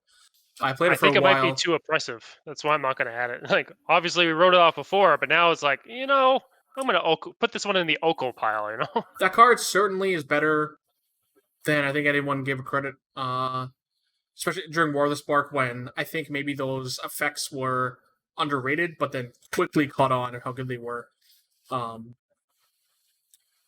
But again, green has gotten a lot of like pretty powerful planeswalkers lately. Even the new Garruk, like the one that gives drawing gives plus trample, makes a beast. Like even that, and then its ultimate lets you tooth and nail every turn. That Garruk is interesting enough that I like where the design space for at least green planeswalkers are going, or planeswalkers in general, because they seem to be more interesting than like the Obnixos Reignited of the past, even Vivian Reed, where it's like super generic, not really interesting, not a lot of flavor. Or Vivian's Monsters Advocate is nice, it's right on point. And again, comic book art with this stupid little guy in the back, like just hanging out.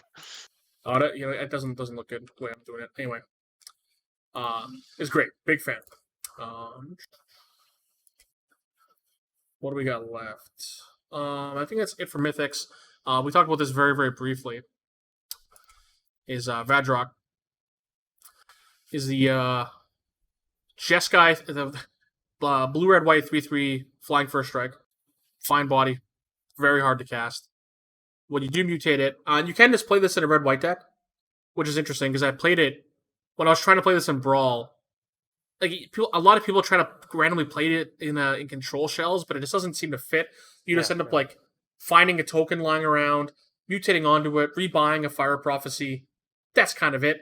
In a red-white shell, you get to play like if you have a lightning strike or lightning bolt, any of those effects, you get to upgrade a creature you have in play already, give it evasion, rebuy a bolt effect, hopefully hopefully be able to either win combat or give you the extra reach you need.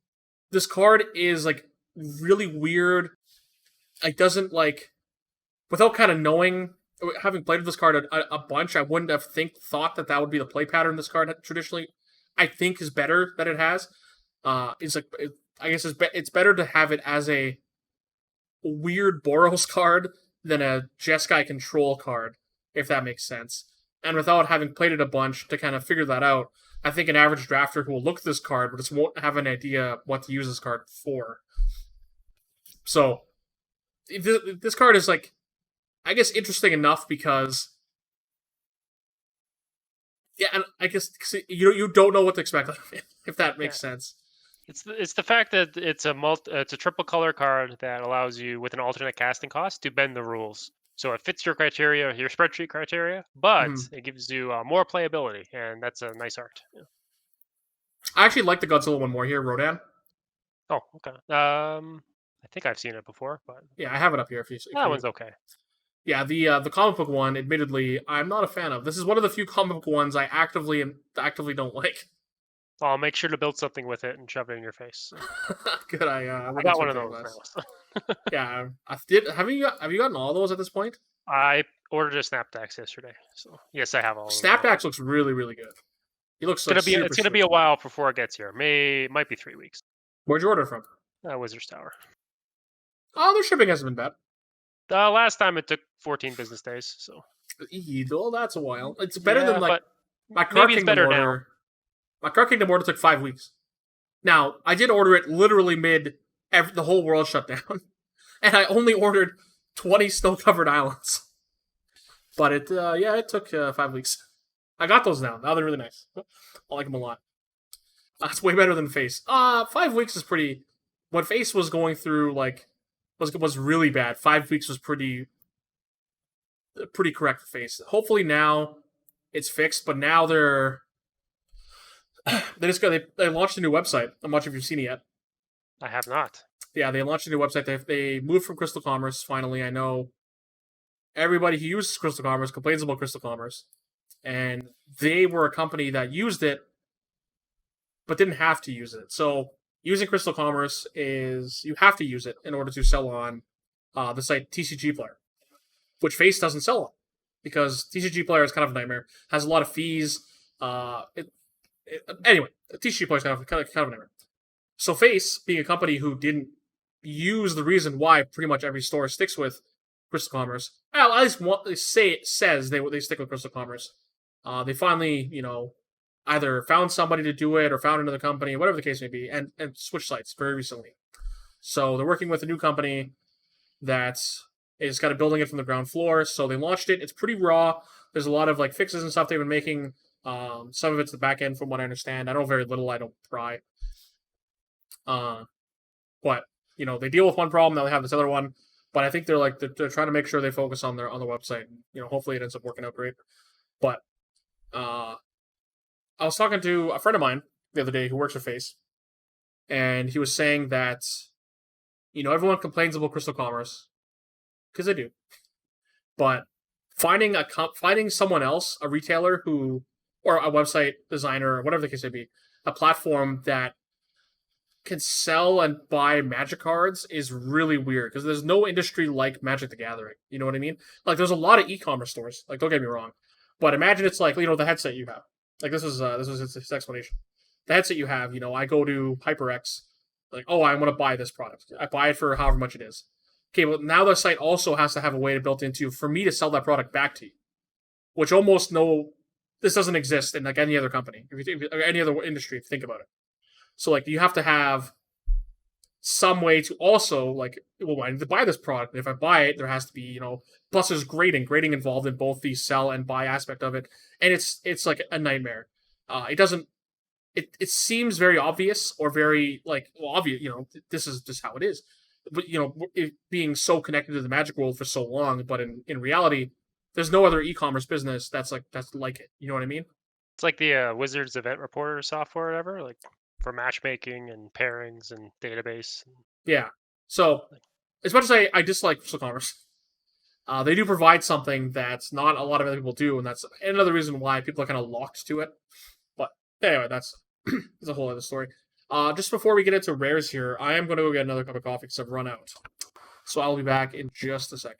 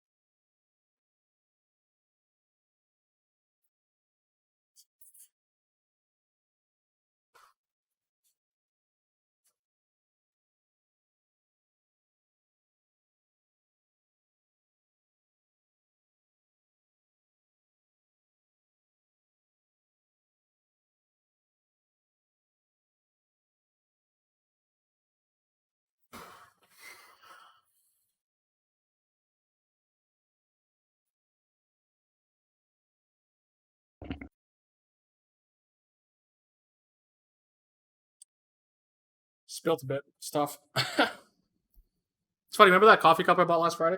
Yep. I actually don't use it that much. The French press that I make coffee in, and this cup I bought from Walmart. It makes enough for exactly 2 full cups of this. So it's a lot easier to drink 2 of these than 2.5 of this other cup. Throw it in the trash bin then. Not, or I could end up on a shelf like the rest of my cups that I almost never use. So. You know what? It came up because I have people over. Like I played D&D the other day, and having the second one was relevant because a lot of people I play with drink coffee. So, all right, back to what we're talking about here. So we're moving on to rares now, and the first one we've already talked about this card a couple times, and that is Crystalline Giant. Is the abilities soup of cards. Yep. Excuse me. This card is sometimes you high roll and it's very good. Sometimes you roll hexproof first and then you roll a bunch of abilities and your opponent just can't deal with it and that's great. And sometimes it gets a lot of nonsense and then it just kind of dies pretty fast. This card has maximum variance, but is a fine colorless card. Yeah, because honestly, it's not going to attack before it has 2 keywords. Assuming you want Which to. isn't that hard, thankfully, because it gets 2 by the time it gets to attack. Yeah, and it looks like it's going to be very painful to play, but it has dodged both cubes that I've had in my cube, so we'll see how it goes. Did you buy one of those punch-out things? I did not, so you're just going to have to remember it. Good old-fashioned. I'm going to add it to my list of something to pick up at Fusion this week, because I also have to pick up dice for D&D. Because I just don't own D4s and D8s. Because I hate those dice. I think I might have some in a reject pile of dice I have somewhere. So. You know what? I probably also have those. But I'll add to the list. I'm sure we have a million of them just sitting somewhere in the warehouse. So yeah, again, this card very easy to cast. It doesn't take much for this card to become a problem. Yeah, it has a pretty high ceiling, pretty whatever floor. I think this card's worth trying out. Again, if you are okay dealing with the nightmare that is the keyword soup this card gains, it's fine.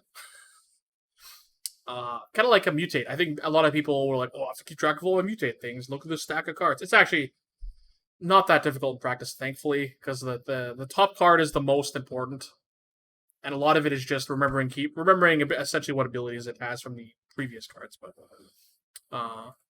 yeah, hopefully, maybe I'll draft this. Maybe I'll be able to draft this week. Yeah, I'll try it if I get it. I like to jam new cards in my decks whenever I can. It's hard to find playable artifact or colorless cards in general that aren't mana rocks. So, well, absolutely. I know when especially you and I who don't play like talismans and signets, because that's a really, really, really easy way to fill a colorless section when you're not playing, either 10 talismans, 10 signets, some amount of swords, or power for that matter, because power sucks up a lot of, if you are in the camp you're playing power, which include, other than Moxen and Lotus, obviously includes Mana Vault, Mana Crypt, Soul Ring, Grimala, and all the other power cards that come with it. If you're not in that world, filling out a colorless section is actually kind of hard. So, Crystalline Giant is a good role player, fills a good hole. This is the first one of these that came up, so we're just going to talk about it quickly, but that is Endowtha Triome. Triomes are pretty good. It's conveniently Abzan colors, my favorite color combination. It is. They also have phenomenal common book arts. True, very true. So the Triomes are great, to no one's surprise. I know when I originally added them to my cube, I kind of just chopped out 5 colorless cards. There was some variations of lands, like my second City of Brass effect, which might have been City of Brass. I'm trying to think. I know I cut Colosseum. Yeah, I cut some of those effects. I probably trimmed an Evolving Wilds effect. That, and we've gotten a lot of Evolving Wilds that are far better. You know what? I'm actually really curious what exactly my change I was. cut 5 mana sources. I can tell you which ones, but only one of Okay. them is contentious, probably. But Um, Terramorphic Expanse, Mouth of Ronom, Grand Coliseum, Chrome Mox, and Mox Diamond. yeah, well, I've just been cutting out fast mana, so as much Yeah. as cutting Chrome Mox and Mox Diamond sound very, like, what are you doing? Um, it's very on brand. It's very like what you were trying to accomplish. So it feels very weird, and I'm sure you get a lot of pushback for it. But for what you're trying to accomplish, it makes a lot of sense. What exactly did I cut here? I'm just going back to my Ikoria update here. Where did I put the trials?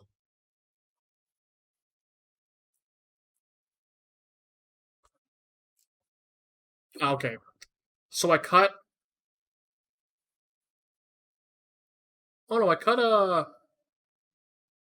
It looks like I cut a card from every color, but I also cut. Okay, so I cut a card from every color to put the triumphs in, and then I ended up cutting. Where is it?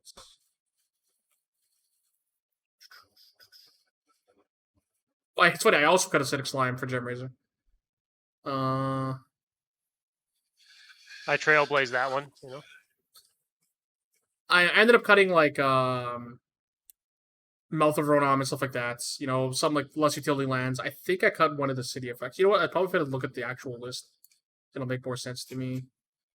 Okay, Mana Confluence. Again, I don't remember. Anyway, back to. Oh wait, the hell?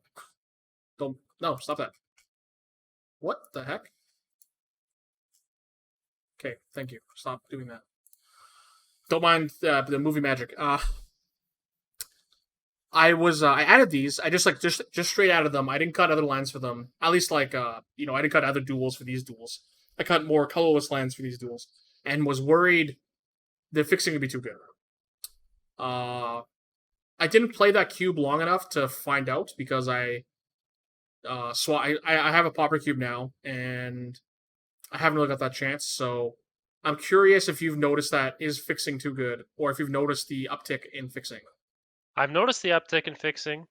I don't think it's particularly too good since these were for slower decks. And if anything, I've noticed over the last year and a half, I'd say my cube might be a little too fast because the aggro decks seem to be favored to win in most matchups. Maybe it's only 55-45, but they seem to have the edge. Mono red, mono white, any type of that stuff. So if Sure. this helps out the slower decks play more powerful cards, I'm not against that. If there was a reason to pick fetch lines higher, these are certainly this certainly helps. I know the little bit I've drafted with them, I've been really excited to have them. Having a fetch or two, a fetch will like find one of these almost 100% of the time, which is really really nice.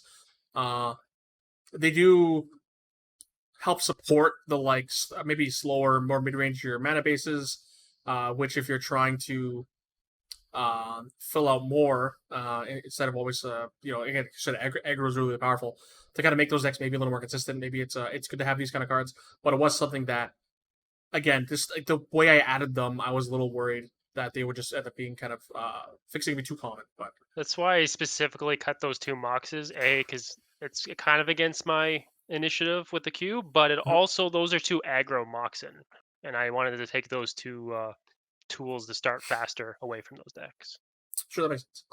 I'll say the Triumphs, I'm sure will be good forever. I can't imagine there's really a world where they're not good enough. It's just now, it joins the cycle of when is the other half coming out? I would have thought for sure the enemy Amiket lands were going to come out, which are almost the same card. They drop a creature type. They drop a color, cycle for 2 instead of 3. The Sheltered Thicket, those kind of fetid pools, those kind of lands, which are great replacements in a world where you're not playing duels. Fetchable lands that aren't ABU duels is really really nice to have, and I'm not complaining about these, but I know as a any Magic player just wants to finish cycles, blah blah blah blah blah. Especially lands. Lands are really nice, but again, no complaining here.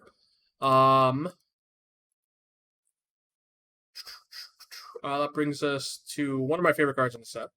Is Kogla, the Titan Ape, which I wanted to get some sort of alternate art style. I really wanted to get like a comic book or something, but it got nothing. It's just Kogla. It kind of is, I guess. It's kind of King Kong, right? Yeah, it's definitely King Kongy. This card's sweet. It's like a lot of the green 6s where like forever it's just been Prime Time, and then like Ravenous Baloth, Green Warden Marassa, like a bunch of whatevers. What's his name? I keep switching this screen, forgetting that it's the main screen I'm displaying on. Not that long ago, we got Carnage Tyrants. Yeah, I was going to say Carnage Tyrant Kogla. is the name I couldn't remember. But Carnage Tyrant was like the new big six mana green drop. Green creature. Anyway. Carnage Tyrant's really nice, and I think Kogla is probably the most proactive one in out of all of them. Primeval Titan is a nice card, but when you're at 6, unless you're grabbing with a bunch of mana elves, the extra lands is kind of just nice. It's not always. Again, it feels good to get it right away, but isn't something that you necessarily need, especially in green decks. Kogla is a lot of what that deck wants to do. It does come at the cost of costing triple green, but it's 6 mana 7/6, comes into play fights, so get something out of the way. It has this better Dragon Predator text attached to it. It can gain indestructible. I'm not sure. I guess pretty easily, humans are the most common creature type. It kind of does a lot of not so much in green though. Yeah, definitely not so much in green, but it is because this card kind of plays out like you expect it to, and it's kind of what green needs. It's kind of a big idiot that helps get through, which is sometimes the problem green has. Just having big giant idiots with no evasion stuck on the ground. At least Kogla comes into play, fight something. It's a giant FTK that is also a Dragon Predator and can become destructible. I don't know how popular this card was out of the gate, but it's something that it's one of my favorite cards from the set. Not necessarily for Cube, just in general. It's a card I like in multiple formats: Commander, Brawl, Cube, Constructed, you name it. It's a cool card, Titan Ape. It's legendary. It's not Ape-Titan though. It is not. Flavor fail. Again, I'm happy this card exists. Again, in the slot that I want it to exist in. 5s have got a lot of alley-oops lately, so it's nice that green also gets one. Yeah, I like this card a lot. It's like the role player I want green all the time, especially on top end. Again, in a world where we're playing Birthing Pod and stuff, Prime Time's nice, but I think this card is considerably better.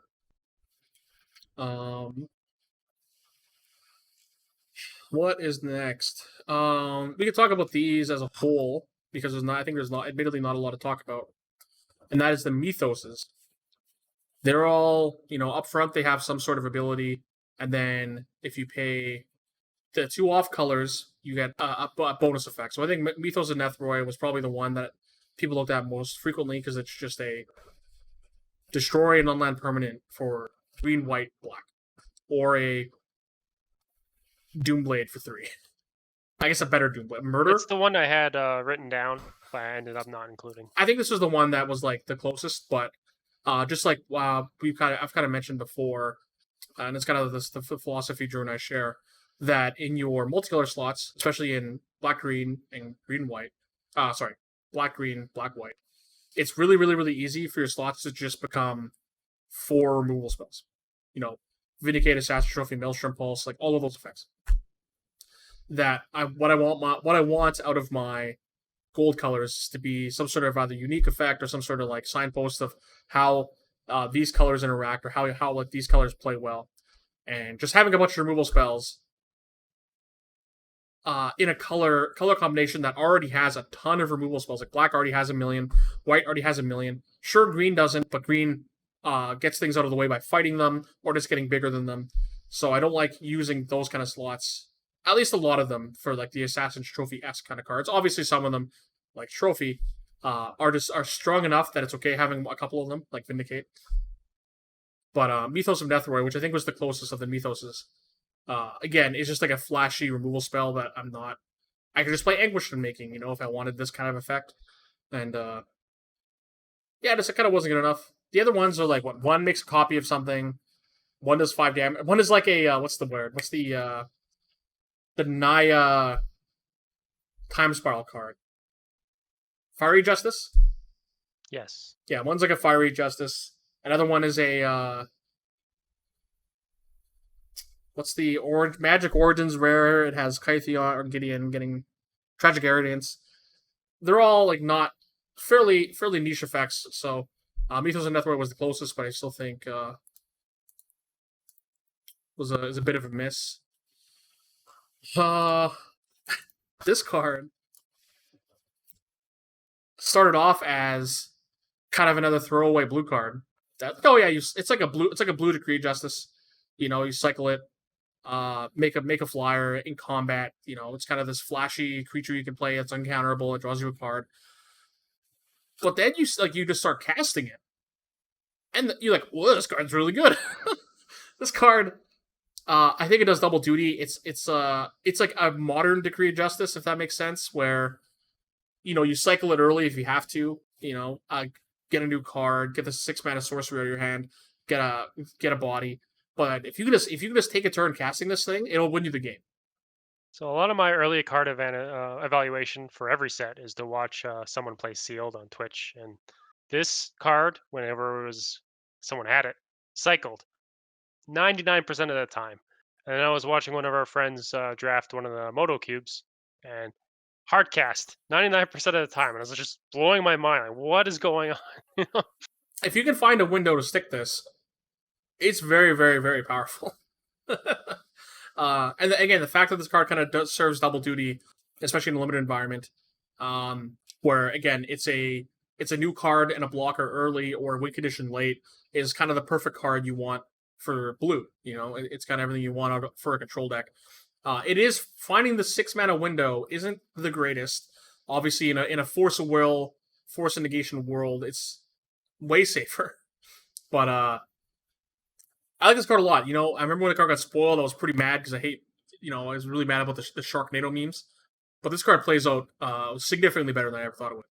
I remember when you bought this card, and then we were watching a friend of ours play Vintage Cube or I think it was Legacy Cube? It was some cube. Over and over, and just casting this card over and over. I remember asking you, like, hey, how many shark tokens did you buy? I only bought one. I guess mine are probably not going to be enough. I still haven't, but I've noticed there's foil versions available, and when I made that order, they were $5 each, and they were sold out. I was like, no, I need some foil tokens. Yeah, they're like only in collector boosters, so. Ugh. Yeah, again, this card was something that was very surprising. I really like, I like how this card plays early and late. Big fan. I'm over the Sharknado meme, but yeah, huge fan of the card. Oops, I did not hit the button to hide movie magic. What is left? I don't know why. For however long I played it, even now when I play this card, I always call it Voracious Gear Shark. I have no idea why. It was something put into my head that I think it's Gear Shark. The Gear Hulk does Maybe kind of the same thing. But Voracious Great Shark blocker is a big Mystic Snake, but not really. It might be a big Ambush Viper.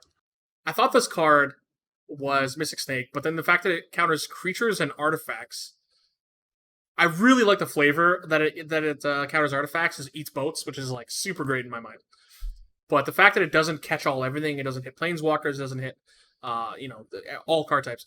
This card is a bit of a miss. It's in a color that I don't think needs this effect, but this card is interesting. Again, it's like a reasonably static creature for like CMC to power with flash that has this kind of tactile text. I think this card is playable, but I guess won't be missed. This card's played out okay for me.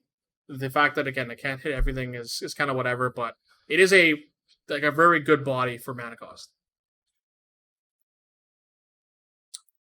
I think is that it for rares?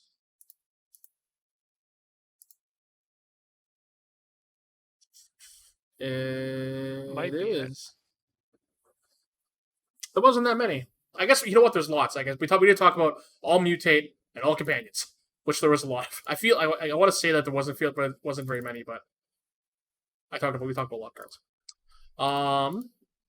Okay, so next is uncommons. So I'm just gonna look them up individually because there's not that many of them. And the first one is going to be Bastion of Remembrance.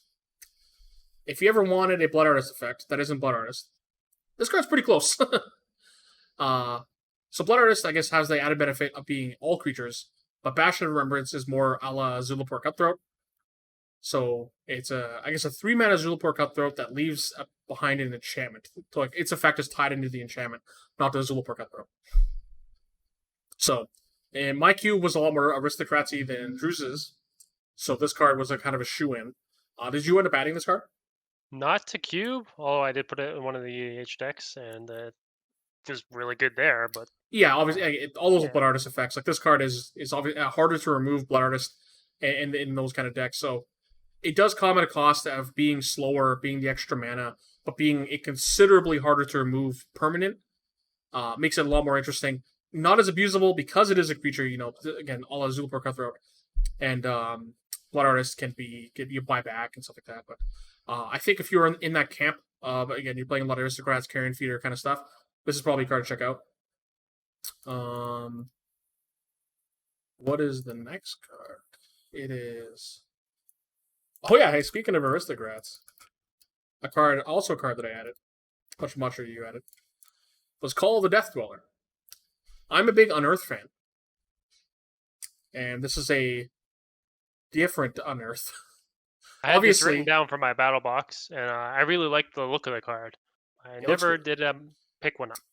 Again, like I mentioned before, I play a lot of the aristocrat stuff, a lot of the zombie, carrion feeder nonsense, and this card, kind of shoehorns into that deck pretty well.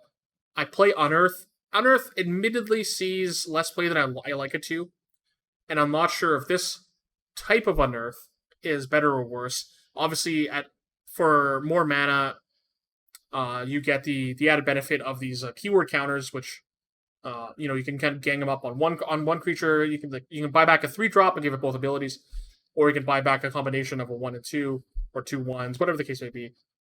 This card plays out in like constructed and limited, pretty cool. You can buy back all the Chain Whirlers and Historic, which is pretty sweet, giving Chain Whirler Death Touch. It's a big combination, but I unfortunately don't have a lot of feedback on if it played well in Cube. If anyone does, I'm really curious because again, this is like right in my wheelhouse of the kind of decks I like drafting, but I have not had a chance to try it out yet. And I guess we can talk about this card. This card doesn't need much introduction. It's Heartless Act. It's the easiest or most widest range of targets. Doomblade. Best Doomblade. I think it might be best Doomblade. Yeah. This card's good. It is very sad when your opponent plays a Walking Ballista or a Crystalline Giant, you just can't kill it. But there's far less of those than there are for any other. If they're sinking 8-man into it, that's probably okay. Yeah. It's just the best version of this effect. I wish it got like a cool promo, but I guess the closest it got was this. The like FNM promo, how FNM promos look now. I like the white text. The white text is, I think, like kind of cool, but I'd consider putting that in. I've put in a few of these types of promos in my cube, even though they're not. Yeah, didn't you put Cast Down in? I did, and then I removed it because I ended up hating Cast Down. Well, I mean, like, but that version of it. Yes, I have light up the stage, right? Yeah. Another and like Fatal Push too. I'm surprised that like kind of didn't get a cool treatment. Though I guess Fatal Push has new art. Got one in Double Masters, right? Yeah. That art's really not great, but it did get one in Double Masters. So we only got a couple cards left. 2 to be exact. We got a Fire Prophecy. I don't know if you added it. I didn't add it originally either. This card caught my eye, and not because it's a big picture of an eye. It's, I guess in like, I wanted to compare it to Magma Jet, but I think it's a poor comparison. The fact that I can't go face, it's huge, obviously. But I guess it's not like a rummage. The loot effect it kind of gives you is really nice. I think this is the type of card where if you have you want your red to do more than one thing than just attack, this is a card that goes more for the controlier types of red decks. Yeah, so like the non-aggressive decks, the blue-red Jeskai decks will want this card more than they'll want Lightning Strike. Obviously, hitting face is almost never relevant. But the fact that in your control decks, very often against the low to the ground creature decks, you just need to find the right card. You need to find your Wrath. You need to find something to kind of like gain control of the board or stabilize the board. And Fire Prophecy does that in a couple ways. Hopefully removes the threat and then lets you get rid of a dud that might be stuck in your hand into hopefully something else. So I like how this card plays a lot. I don't know if I'm brave enough to cut a Lightning Strike effect for it, or if I would just add it on top of something else. But I like this. I like the idea of this card a lot. If it had better art, I'd try it. You know what? I do like its art. I don't know why. It's not great. It's just big eye. Does it have an FNM version? No, just the one. I hate all the cards that have big close up of eyes. I don't know. Maybe it's because I refuse to wear contacts. It's probably. I do frequently send pictures of very close up pictures of my eye to my family members. You're weird. It is weird, but I love doing it. They just don't understand. It's very funny. Oh, hello? Movie magic? Thank you. Wilt. Wilt is the last one. Wilt is like the perfect version of this effect that I want. It's like what was the cycling one from in white? Forsake the Worldly? I get you that answer, right? Oh, I gotta scroll over. Yeah, I think it's Forsake the Worldly, yeah. So that one exiles, right? Like 2 and a white exile? Nah, that's not on the screen. Give me a second. But yes, I'm pretty sure it exiles. So this one doesn't exile. So I like these kind of cards. Like, traditionally, you're not going to play just Disenchant in your list. Very rarely will you play Disenchant. I ran Disenchant recently, but continue. It'll sit in your sideboard more often than not. So I really, really like encouraging cards like Wilt and like Sorcerer's Spyglass versus exile. Versus Pithing Needle is a good example.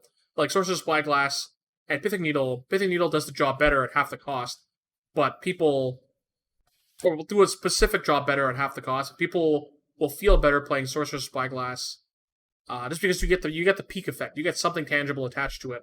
It's worth half a card, yeah. Yeah, that you wouldn't like. If I'm just playing a Pithing Needle blind in my deck, just as a hopefully I can Pithing Needle something, I'm just gonna put it on my sideboard. But if I have a Sorcerer's Spyglass, I'm way more inclined to play it main board. And Wilt and Forsake the Worldly are those kind of effects for Disenchants. Even like though Reclamation Sage, you don't need convincing to play Reclamation Sage.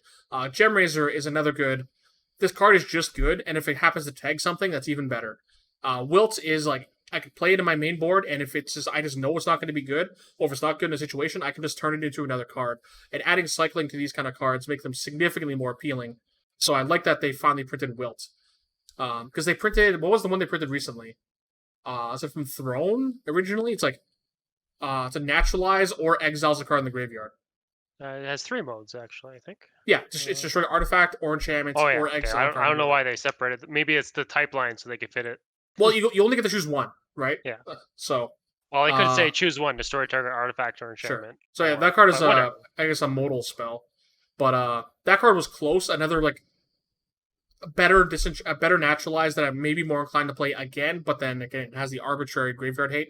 But if that is what you're more in the camp for, that card is better. Otherwise, I really like them printing these cards that I'd otherwise put in the sideboard, or would rot in your sideboard. That you're more likely to play main, and I'm more likely to add to my cube. I really, really, really dislike adding cards to my cube that just rot in sideboards. Kind of like a la Pyroclasm, if that makes sense. Or like we talked about last week, the new Mangara. That the card's powerful, but it isn't really a main board card. You just bring it in against certain matchups. And these disenchant effects have always kind of roved the line of you kind of have to play them because there's a lot of really powerful targets to hit, but you generally are happier bringing them out of your sideboard. But like a card like Wilt, just lets you kind of like live both. I get to play this disenchant main that I can just turn into another card, worst case. So this is such a small thing, but I'm happy it exists. And you finally got your foil one. It took you a while. Like 3 weeks after I decided I'm going to get a Wilt. How is it so hard to find a foil common from a in-print set? But, that's how it is in 2020. Right. So I think that's it. I think that's it for the cards I wanted to talk about. Ikoria as a whole, even if it just had the tricolor cards, or sorry, tricolor lands, I think will forever impact the landscape of Cube. But it had enough cards that I think will stick around for a while. Again, like Heartless Act 2, um, Heartless Acts, and the Triumphs. Just that alone will make the set interesting enough to kind of live on forever. I need to cover the screen. There we go. But again, I think there's enough cards that'll make this, I guess every standard set's been pretty Cube impactful. And again, even with I want to say a narrow mechanics that this set had, still ended up being significantly better than expected. And I think we're in an era where, again, standard sets are obviously so powerful that set after set, it seems Cube is just gets better and better. Even with the other Aaron's Pioneer Cube, like with that small card pool, you don't feel like you're trading off a lot of power that you would have in Modern or as far back as Legacy. With the exception of free spells, the standard card pool has been so powerful for however many years now that you're not really losing a lot. The biggest thing you're losing is your mana base. ABU duels and fetches are like the big drop off from Pioneer to Modern, obviously, because they're banned. So you're fixing, like Cap's fixing is has just as many lands as like yours or I would. But again, without the fetch lines kind of timed together, it just feels worse, if that makes sense. So yeah, again, Ikoria was another great set. More cards than was that Core 21 we just talked about, more cards than Theros Beyond Death. We didn't talk about Theros Beyond Death either, I think. Right? I don't believe so. We talked about. Check. I think Eldraine was maybe the last one. Maybe I'm wrong. I think that makes sense. I was gonna check YouTube to see my last video. Yeah, Thor of Eldraine. So we did talk about Theros Beyond Death. How was Theros Beyond Death? It's a lot smaller of a subject, I think. Let's check. I'm gonna switch. Expansions.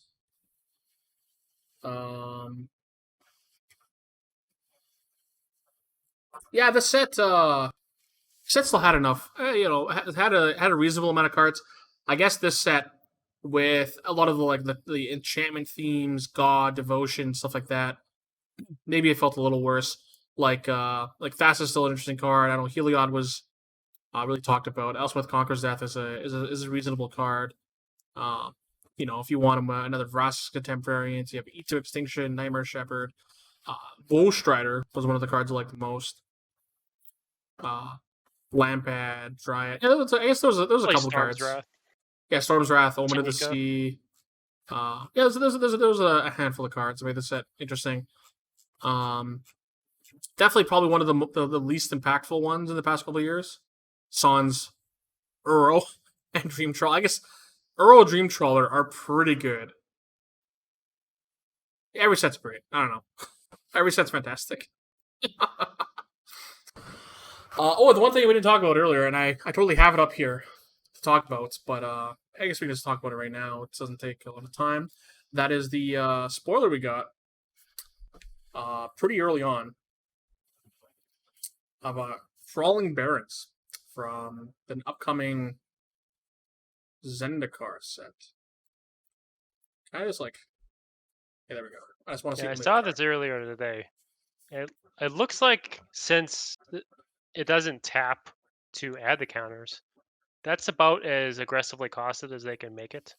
So if they made it three counters or 3 to pay for it, it grows way too fast. Yeah, so the fact that this card can, I guess, that it itself can pay towards this. It's kind of like a throw. You can just add it to a deck. You don't have to, at end of turn, if you have the mana lying around, you can just animate it. You don't have to animate it, so you may animate it.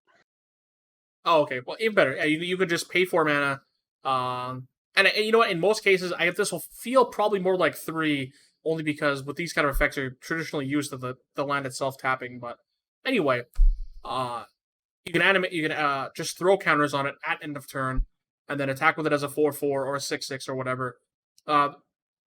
This card's like a pretty good generic colorless man land. Yeah, it looks like it was properly tested based on the numbers. So. Yeah, hopefully. But we haven't seen it in play yet. So. I give this card's LP. Already slightly played. I don't know where this guy got this from, or where this person got it from, but yeah, already slightly played. I know Zendikar, like every other Zendikar, is going to have some sort of ally theme or land theme, colorless theme, I'm sure. I think all the Eldrazi's are dead. Well, all the big ones are dead. Sans, Emrakul, who's stuck in the moon. But I'm curious. Landfall's going to return. For sure. Both times, right? This set's 100% still going to be a land set. I'm just curious how much, if any, Eldrazi will be part of it. This land itself doesn't really... Like, there's Hedrons. This is a Hedron. Looks kind of busted. Like, I'm curious how much, if at all, Zendikar will, or Eldrazi's will play into the Zendikar storyline. Well, technically, if you look below the Hadron, there's kind of like a spider scorpion dude. Yeah, this is what I assume is the manland part of the card. Yeah, okay, that makes sense. Yeah. Elemental, yeah, land elemental.